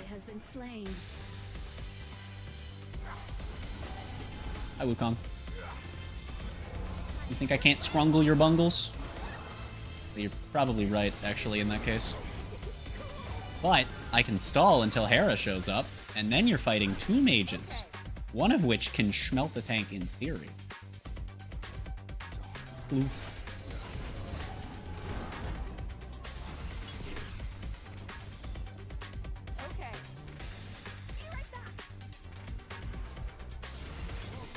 Aww.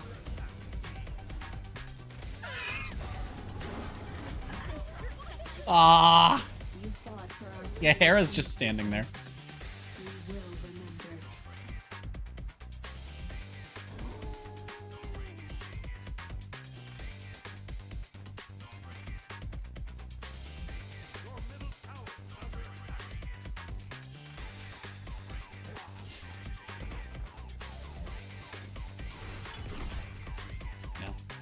She has almost no CDR. No, she has 30% CDR. I'm wrong.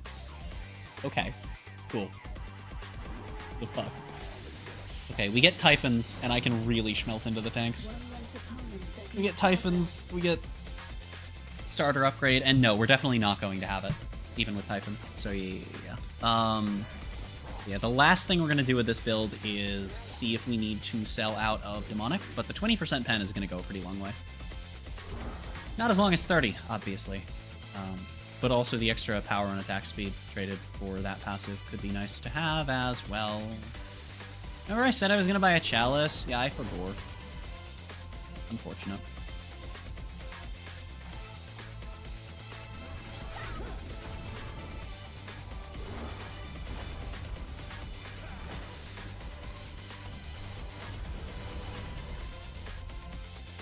Oh, Bellona's still 1v1ing the Wukong. I didn't know she was doing that. I didn't know she was still 1v1ing him. I kind of figured she came with us. That's unfortunate, but shit happens. Honestly, that's a really fucking strong trade.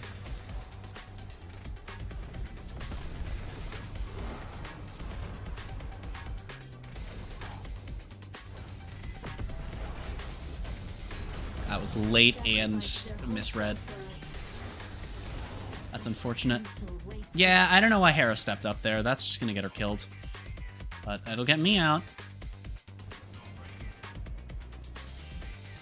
I probably won't be solo defending for base either. Oh, I'm at 20. We can just do this then. Awesome. Holy shit, how did she live that? Heal and move speed aren't that insane. Okay. Then they just back off? Like, all the way? Because they're going to fire.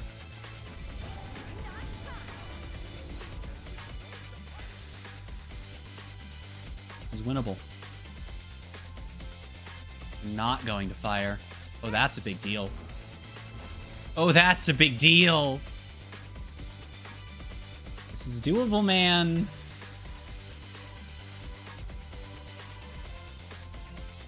My KD's starting to turn around as well, which feels good. We're getting there, dude. All right, we're gonna start going for the flat pen on this. Ooh, wacky.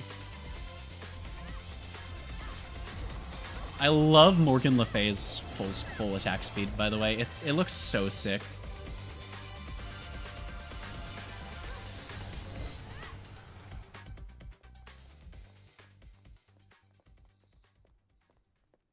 I am still upset at how this Bellona handled that first gank, though, and the fact that she fucking took the shield, she took my farm. There was no fucking reason for it, and it was completely uncalled for, and hurt me. Try and push him up, try and pull him up, try and pull him up.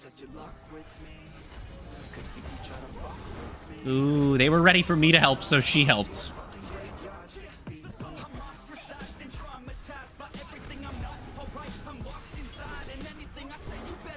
Nice. That totally threw an ability, and I'm confused as to how it was the clone, but I got the clone off of me. I have a solid amount of health to work with. We can do fire. We can do fire. No, they want to fight. I get they're calling it a useless game and they're just fucking running in. It's like, people, we can do things other than fight. Yeah, it's like... Fucking hell. He did come this way.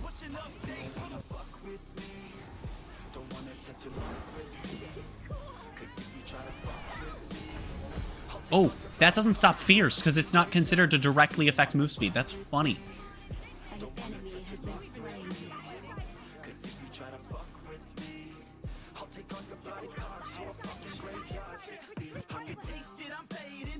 Me, Bologna, Fenrir is all we need.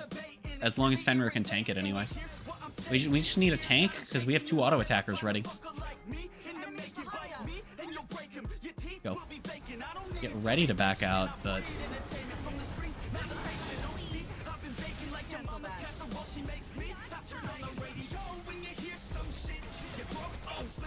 Les bêtes!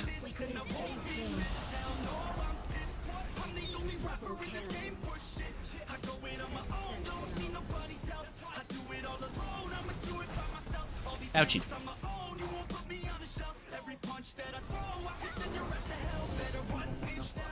Neath, you're not catching me. Like... They have a couple people that might be able to theoretically, but no, you're not catching a Morgan Le Fay. Now they go for fire, that's okay.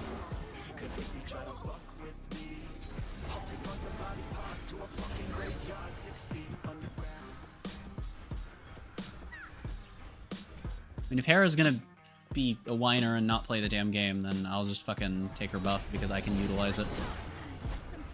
Soon I'm going to be close to max attack speed.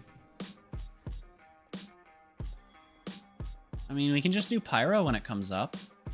This doesn't sound like a bad idea.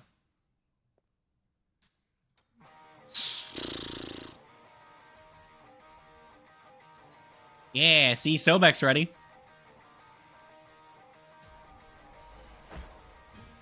Shit.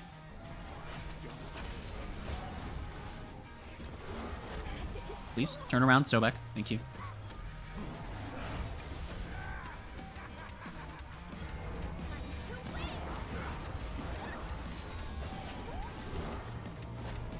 Nice.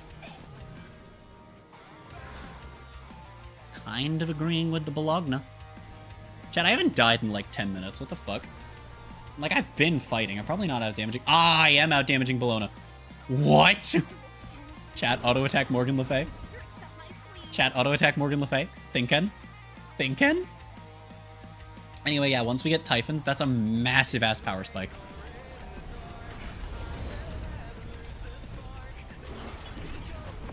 Hi, Cthulhu. I can't get close enough to him. Shit. Hi, not Cthulhu. Nope. They're dashing away.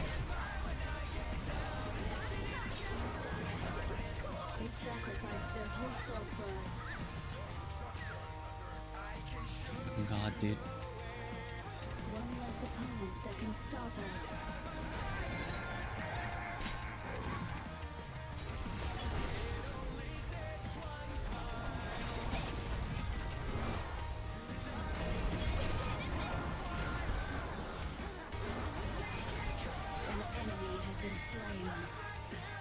Nice!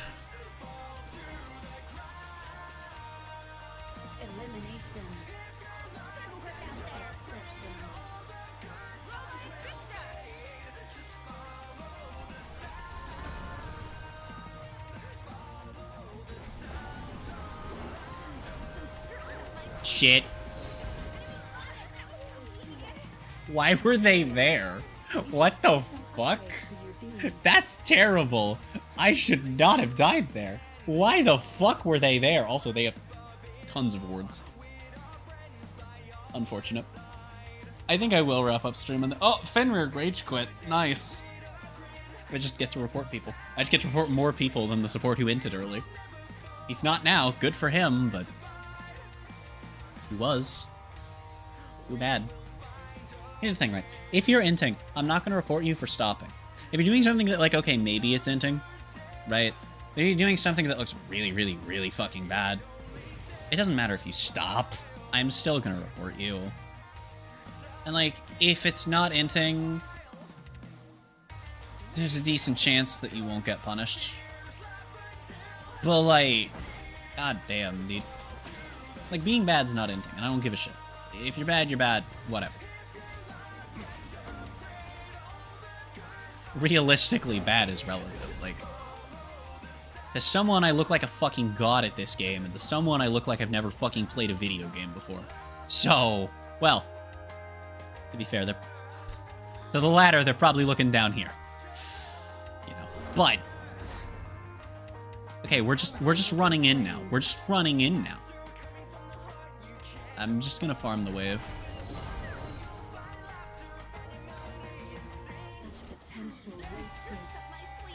Unfortunate. But now I can also report Fenrir for leaving. Nice. Like, this is a winnable game. We're winning our fights at this point. At worst, we're, like, not getting wiped every fight. We were winning a couple of fights, and then Fenrir left. And now look where we are. You know?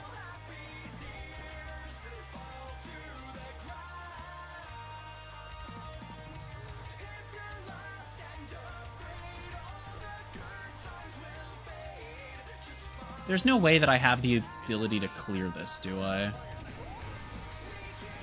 No. That's unfortunate. I can do oracles, but they're right in mid, so that's probably not worth doing.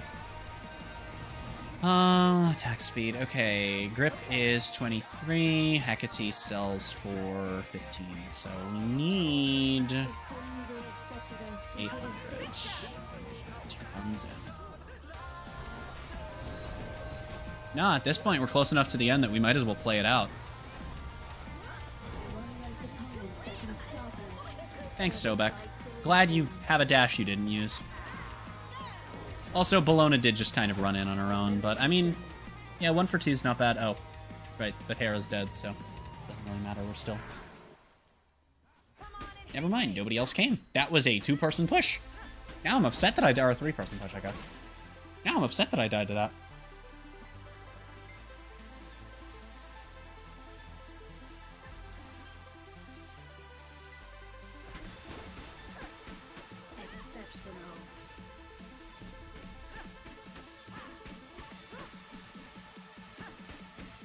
I won't do that. I love when people drop the "you care too much" when they're the ones that are most upset. It's like, what? Huh? I should have enough for a potion right now, but when I was trying to buy Bancrofts, the game tried to make me buy Rejuvenating Heart. I love playing functional games, chat, don't you? Alright, so yeah, our attack speed is going to be pretty solid. Right about at the max. Not quite, but not terribly far away. Hey, if Hera's not going for red, I will. To be fair, I think if I were to stack purple on purple, I would have max attack speed, but I'm not going to do that, because I don't feel like it. We're going to go for red with pen, which still gives me 0.2 attack speed. Monkey. I don't want to be seen. Nope. He must have... No, because they have a ward there.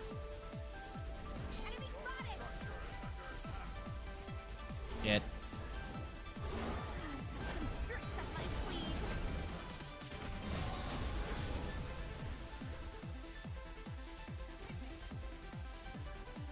And then she heals a fuckload.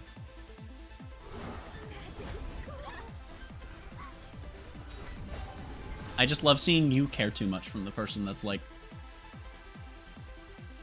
in chat complaining about wanting to leave and is so upset that they can't leave. Like, I get not wanting to be in the game. I didn't want to be in the game at the start, and I knew that it was winnable, so I stuck it out. Now I actually do want to be in the game. So, what are you doing?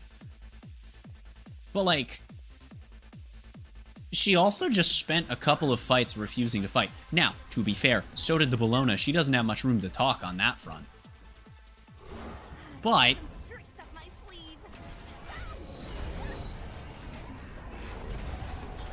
Oh, hi, Thana. Holy healing. And I tried to spam beads and it didn't fire my beads once. Chat, I got like my entire health bar back. Do they have anti-heal? Do they have anti-heal? Did they just let me full heal? They totally did. I mean, they had brawlers. I don't think Wukong hit me though. And that's it. That's it. That's unfortunate.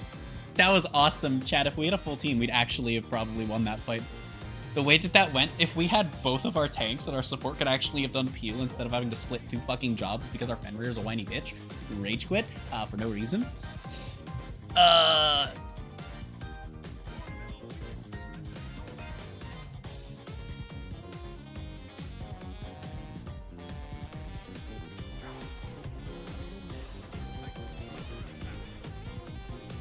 Like, that last fight was really close to being doable.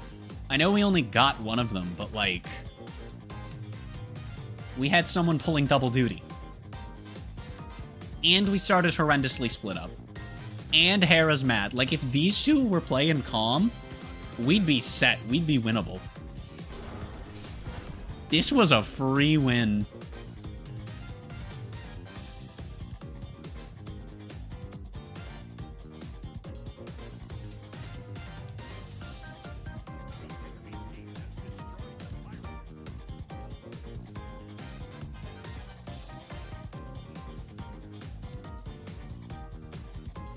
One person doesn't decide when it's over. I mean, to be fair, I feel bad for them, and realistically, League has a good system where you fucking have a certain time period where it has to be 4-1, and then after that period, it goes to being 3-2, and I think it should work that way. I still think this might be winnable, and honestly, at this point, I just want to hold the Hera here, purely for the fact that I don't want her destroying any other game.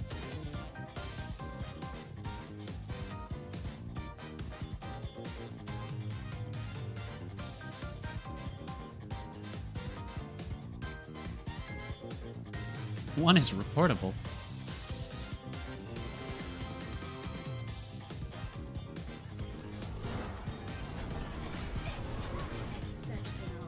Unfortunate.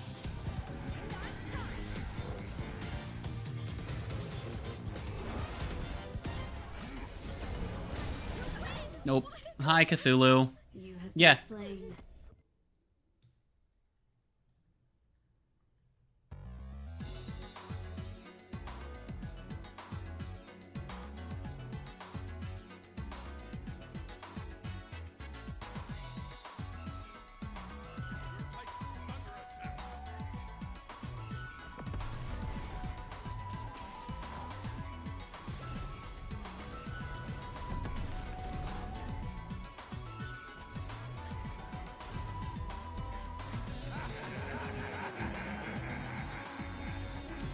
It's that simple. It's that simple. If we didn't have 2 actual children on our team, we could... I put would've, but I mean, don't know for sure that we would have won. We could have won. We were starting to pull fights before Fenrir DC'd. We were starting to pull fights before Fenrir DC'd. There is no reason to have done so, if it was the assumption that it was unwinnable. Also, the Fenrir's build was just shit, and I mean, if he was melting, that's... build hurts my fucking soul to look at.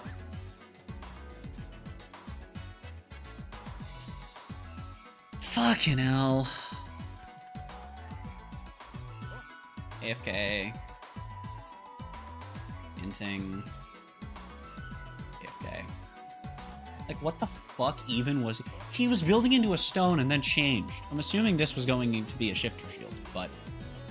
like, why Heartseeker? Also, Jotun's was in his first slot earlier, wasn't it? No, but then, no, because I saw the tier 1 for this in his first item slot. I'm so confused. I don't know. But this build, don't do this. Don't do this. You're not... ugh. That hurts. Unfortunately, I don't really have time for another game. Well, another Conquest game. So we're gonna be playing a different game mode. But that is not a good one. I don't have time for another Conquest game, so that's all we're going to do for Conquest. We're going to try and get in a solid Slash game before I have to go, because then I have some stuff I gotta do. And while we're in queue, I'm going to go fill my water up. Wee!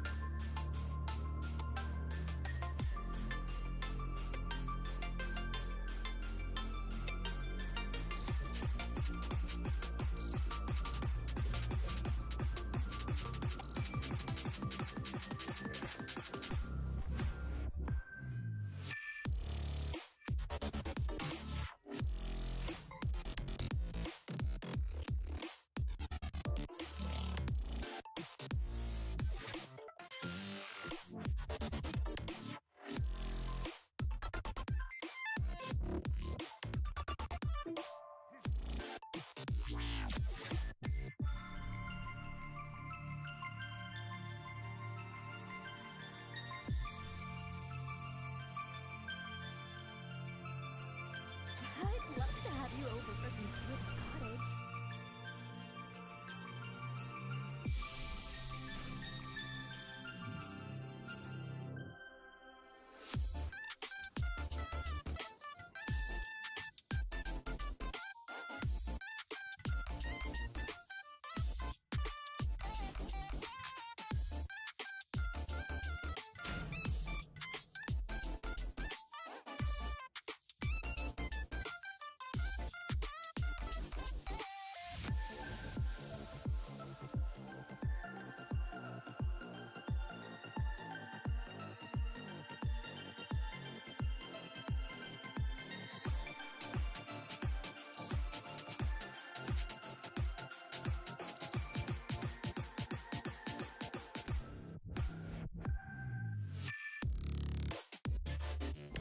I just get a bad rep. I'm gonna change that.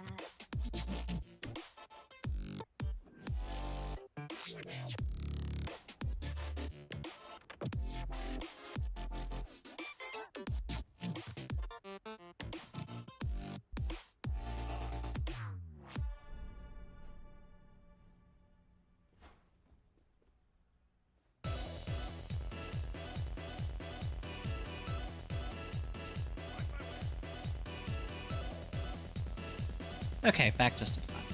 Anyway. Did we get that second tank? No. Well, then here we go, gamer. Morgan Le Fay support in good ol' Slash chat. Wonderful. Wonderful.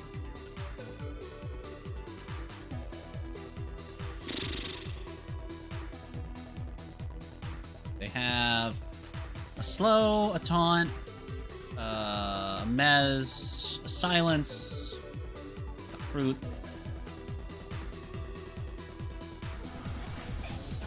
Did I get that? I did! Anyone want this? I'm not taking it, unless nobody takes it.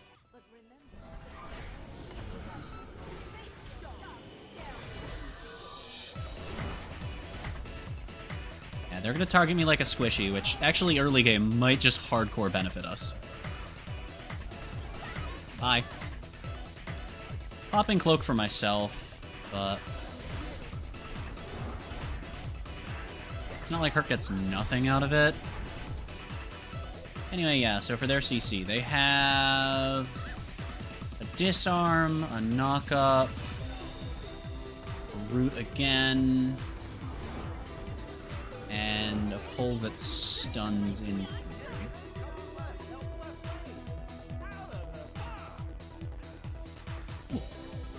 We're kind of schmungling even though everyone's trying to flungle us. So that's pretty funny, to be honest. I'm out of mana.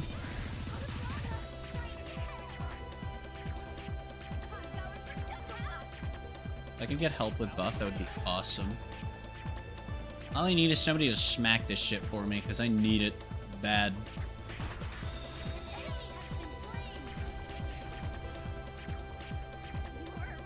Dude, I've never gotten help clearing a camp in Slash before.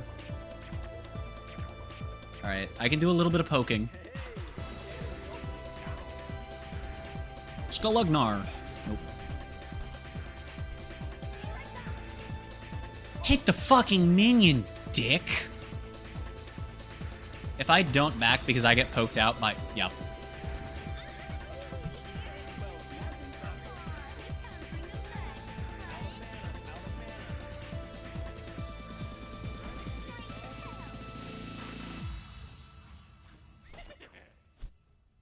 I am reporting him for that one singular thing because that doesn't happen accidentally.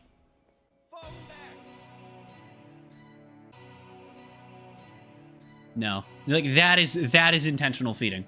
That was doing something that knowingly would lead to my death.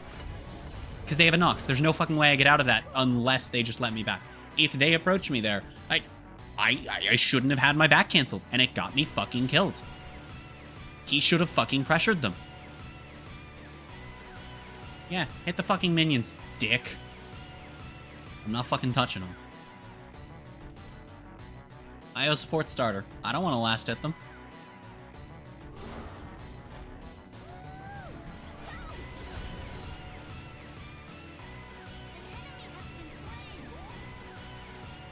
And now I don't have the buff, which means I'm just going to be stuck fighting with my fucking mana.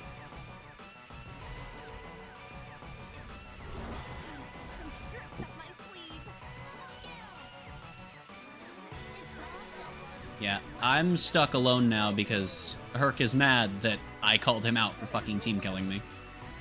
I mean, easy report. I have video evidence. It's quite simple. I can't believe we don't get to have a good fucking game of Smite today, man. Fuck off, dude. That's so bullshit.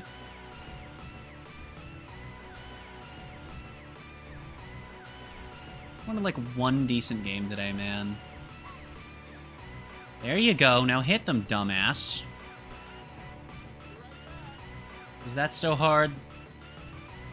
Apparently it was, because he still won't come over here.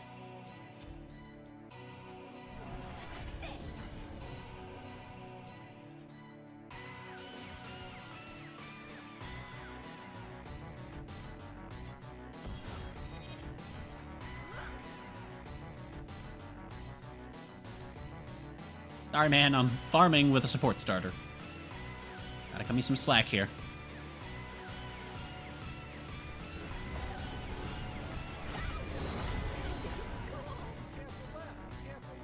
Yeah, no shit, Herc. You abandoned me, you fucking dumbass. I got left alone. I mean, Loki's trying to cover me, which is cool, but... Actually, that might even be who he's pinging for and not for me, which wouldn't surprise me at all.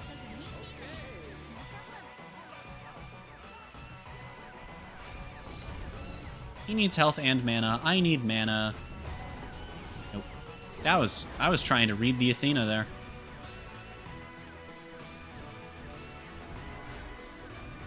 He ran out of mana. That's hilarious. I remember hearing the theoretical max duration for Apollo ult, because it consumes mana as you're in the air. And the person in the video was like, now you might think the max is, whatever, because it's like, however much mana you're normally going to have in the standard ADC build. But, and then he's like, but the theoretical max sounds like it should be, and then it's like the highest mana that Apollo can get. And I don't know the exact number. And he's like, but apparently you still get MP5 regen while you're up in the air. Oh, hi, Aethna. Chase me, I dare you. I have enough for Chronos Pendant. Le bait! Yeah, like, what are they gonna fucking do? I'm not 1 health this time.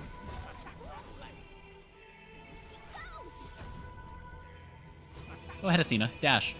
I dare you.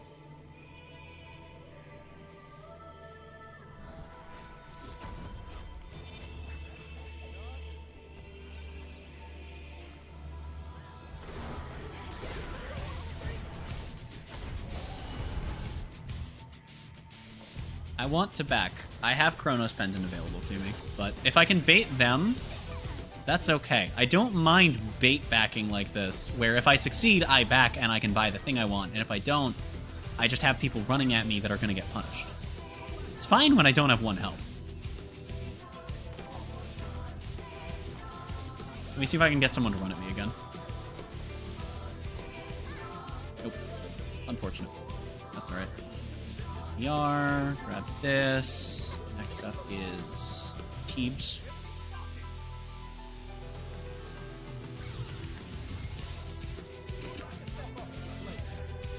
No, we'll go Shell. We'll go Shell.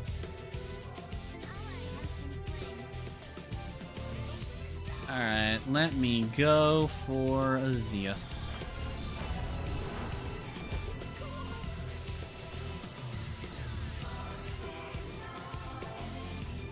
I don't even care if the Herc just, like, is the MVP and does fucking everything ever. Like, I'm not okay with that. He, like, went out of his way to get me killed. Like, that's a no-no.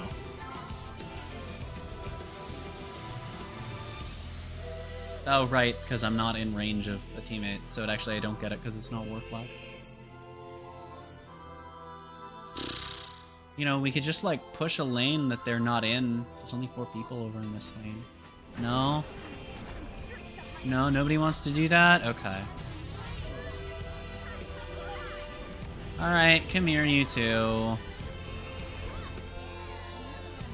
Why do I have 2 kills? Hit it. Hit it. Do it! There we go. I gotta back out, though. There we go! Alright, so people who aren't the Herc are doing things. Herc is literally just tunneled on the Nike. But it worked in our favor. Aw. I got robbed from me, man.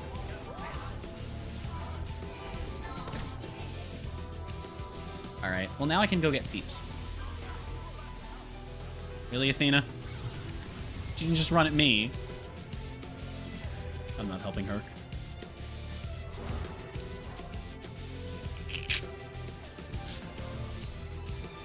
See? When there's pressure. Alright. Awesome. That's gonna be up momentarily, but not too soon. Go. Oh no. Oh.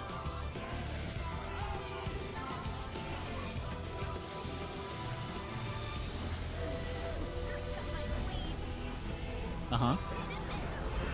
Thanks for all the health.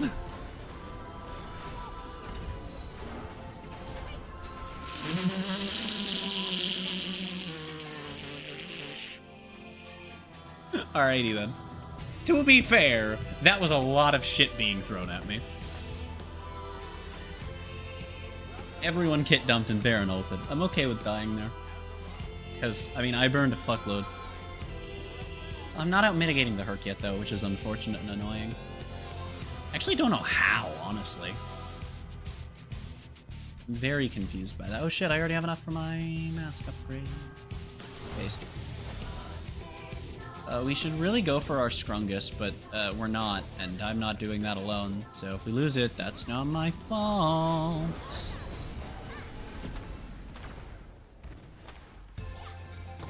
And into the tower we go. Nobody wants to go into the tower with me. Alright, awesome. We have archers, so I can just let my shield get sklonked, and then by the time I would be shot again, I won't be.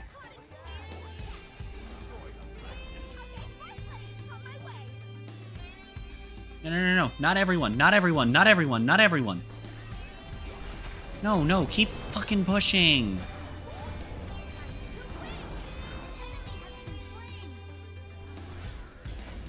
Well, Soul is still pushing, so that's a good thing.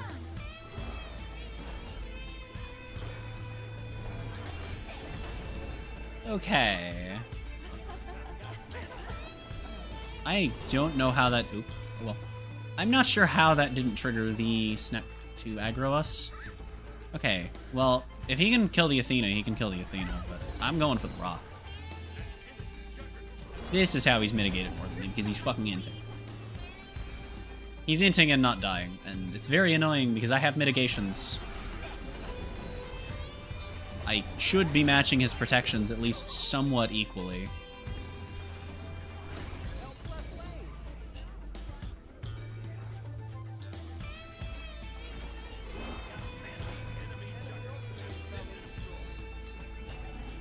Alright. Pick pots here. 114, 101. He's only got a little bit more than me, but then I have, like, actual mitigations. I have less now, I guess. I shouldn't have upgraded so soon. Nobody's fucking farming near me, then that's a bit of a problem. We're gonna go power and pen. An ally has been slain. And I'm going to start stacking, what if I started stacking tablet like 9 years into a game? That'd be funny if I just started stacking tablet randomly. Theoretical damage I could get from that, though. Couldn't move even after the taunt ended. That was crazy. No, I think I want to go Curse Weaver.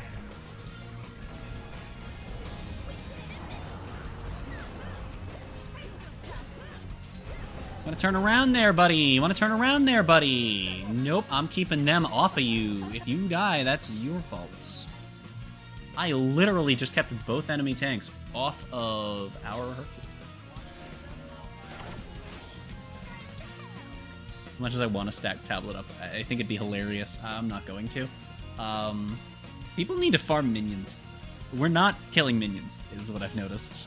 Like, we're just kind of letting them die slowly, and it means that I'm not stacking because they're not being killed when I'm around. We're not playing your wave when they are around. Do I want to just wait for this?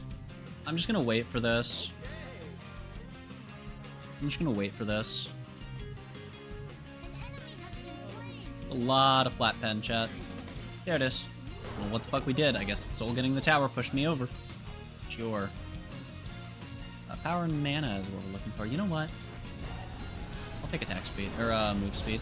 Well, I think it gives both, like in Joust. Like in Youst. Thanks. Does it give both? No, it's just move speed. Loki, you shmove plenty enough on your own.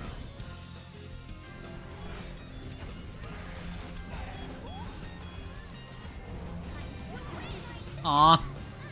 I just wanted to steal it. That was my top prio there, was not letting Herc get it. So I kind of got what I wanted.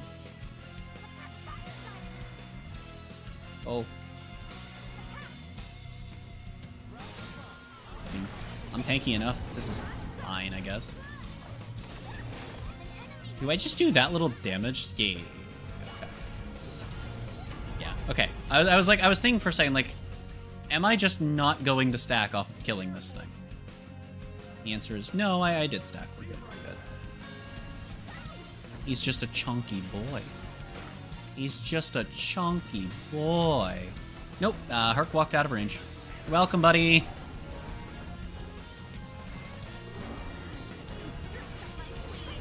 Hi, Aethna. Herc, you wanna stop? Thanks.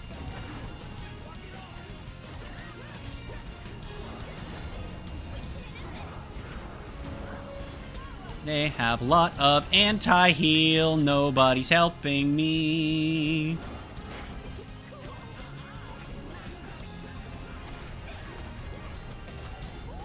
Oh, I'm gonna die here, but like, damn, I dragged her far. I got 7 whole stacks out of that exchange.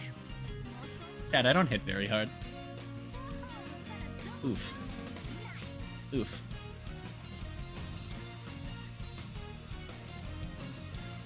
That's okay, though.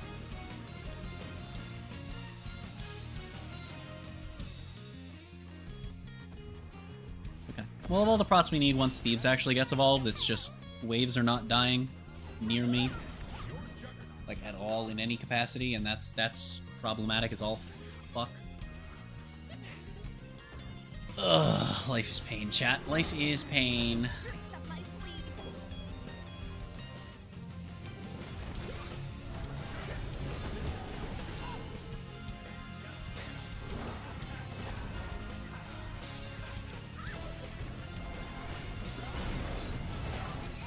Nice.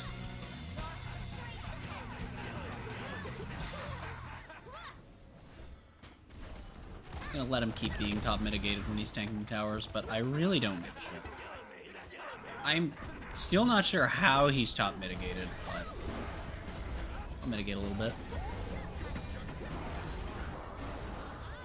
And then I'll heal. Hi, Nike. Okay, there we go. Doesn't take that long to come out. Holy shit. Uh-huh.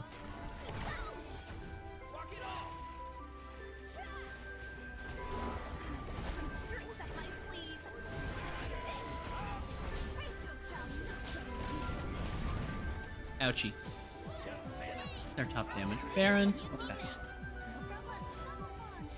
Neat.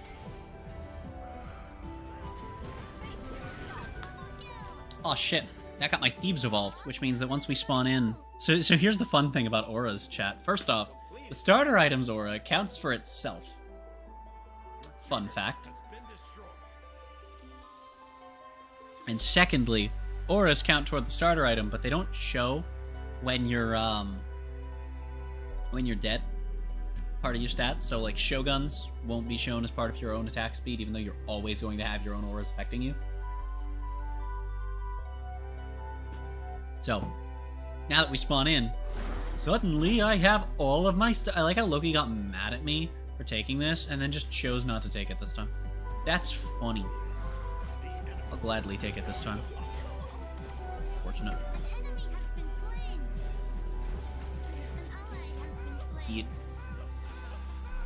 Loki, I can't really stop him. He's CC immune.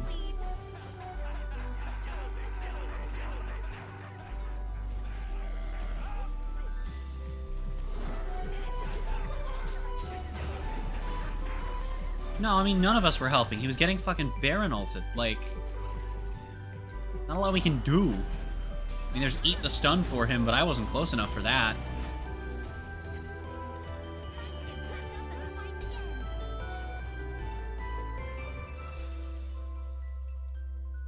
Like, he was point blank for the Baron to ult. There's really nothing I could have done. And I was the closest person. Baron's CC immune, so even if it was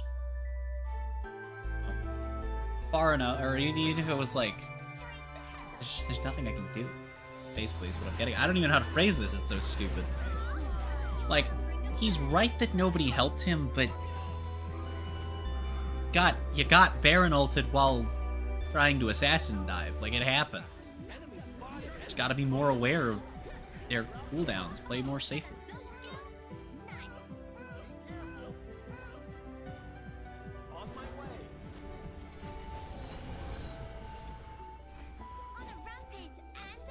Alright. The cool thing about Book of Thoth, too, is theoretically you snowball with your stacks, because, like, you know, you get a little bit of power as you go. I was gonna go defend from the Nox and push with the Dungus, but I could probably help Herc and get some more stacks.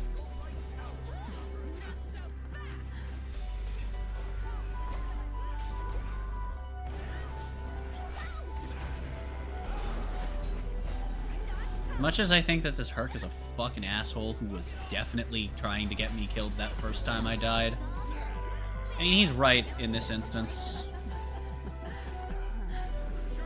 I mean, it's funny that she's laughing, because, like, she's on the team that is losing more health.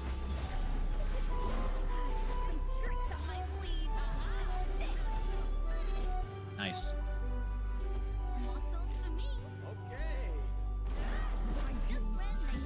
Was that enough help, Loki?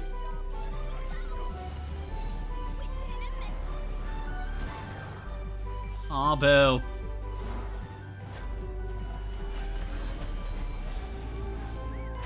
Oh, come on. I need to get, like, one more hit in.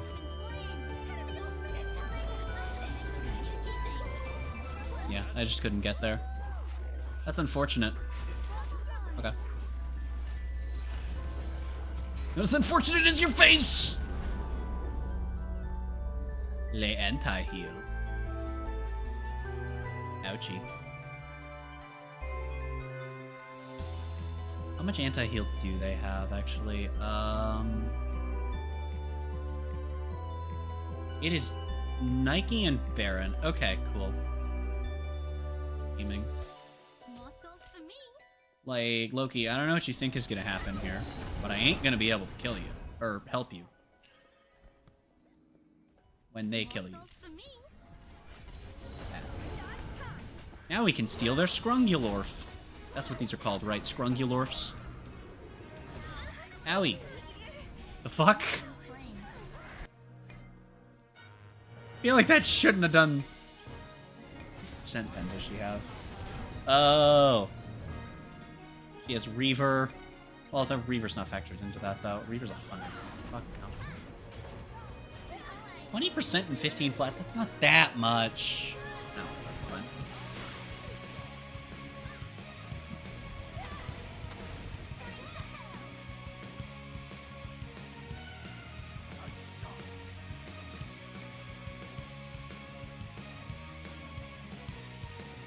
Aaron's still their top damage. That's not surprising. I'm surprised Athena's their top mitigated. I would imagine a lot of that, though, is just coming from the taunt. Elixir time, chat. Aw. If I'd gotten my elixirs in a timely fashion, I would have been fine. Didn't realize I could. Bleach Dwarf.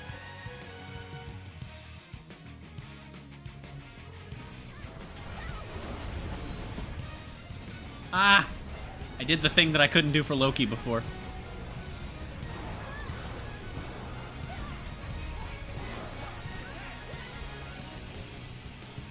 And it's not gonna matter.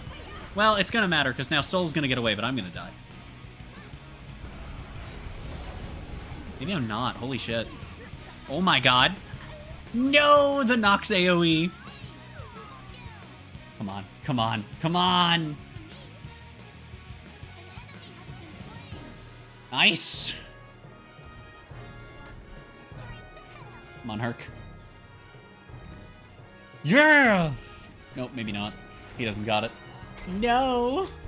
Oh, it's because the Nox was inside. Okay, I see the problem. That do be causing problems.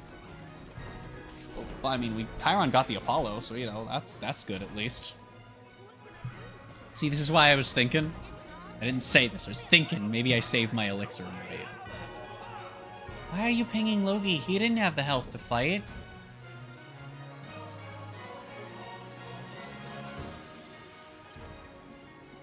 He's pinging the Loki because he's mad at Loki, but like, from the help thing, but like, he should be pinging the Chiron, who did have the health to fight. Who the fuck is he nice building at? Welcome to the wacky world of Tank Morgan Le Fay, if that's directed at me. Not me missing every fucking ability on exactly Athena every goddamn time. Every day of the motherfucking week.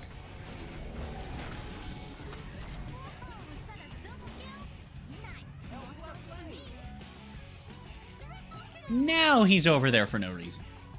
That's different.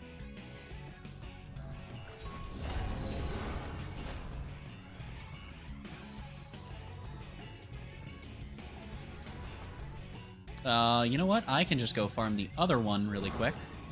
Oh, never mind. I was gonna go farm the other one, get 3k gold, but if they got a bird, I can. If we have both birds down, I'm just gonna go grab a defense elixir. Fuck it.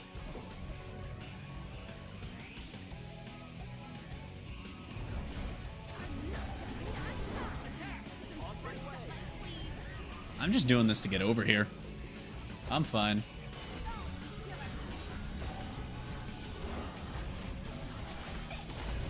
The worst case is that they do damage to me, and then I would have had to ult. Oh no. Like, it's not like Athena's doing anything to us. I hate that my 3 clearly came out, and then the game was just like, actually, I'm going to ignore that fact. I didn't press 1, I pressed my ult. Well, technically, 1 is not my key for my 1. Technically, I don't have a key for my 1.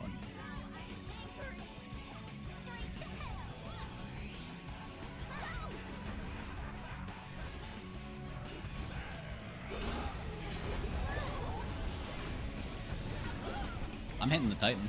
I don't give a shit.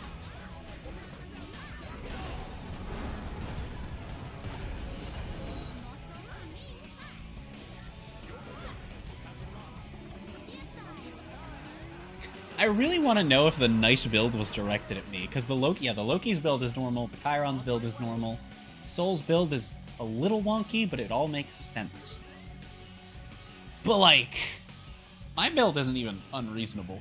It is, I'm going to tank, and I am going to do damage, and I did both of those things, I think. Curse Weaver goes hard. Anyway, that's all I have time for, so we're going to check the stats, and then I have shit.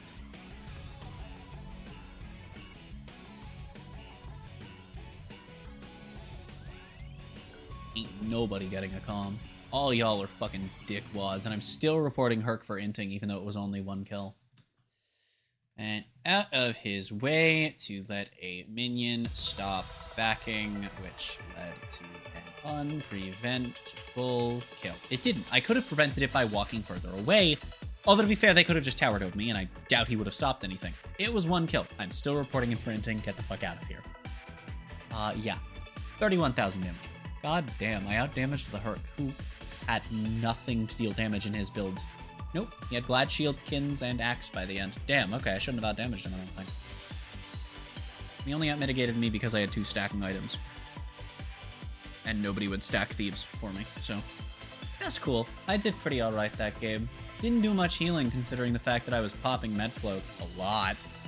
Love when people just ignore me.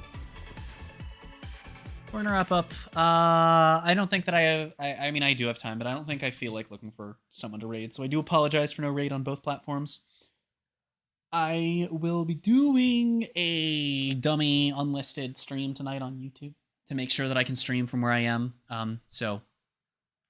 Send a follow request to my Twitter. It's still on private right now. If you're interested in that, I will be approving all of them before I unprivate, which will be happening tomorrow. And follow me on Twitter for updates on if I'll be able to stream where I am, because I'm going to be there for a few weeks. So hopefully I can. Thank you all so much for coming out, showing support on the stream, as always. And I will see you all in whatever the heck word you watch of mine next, gamers.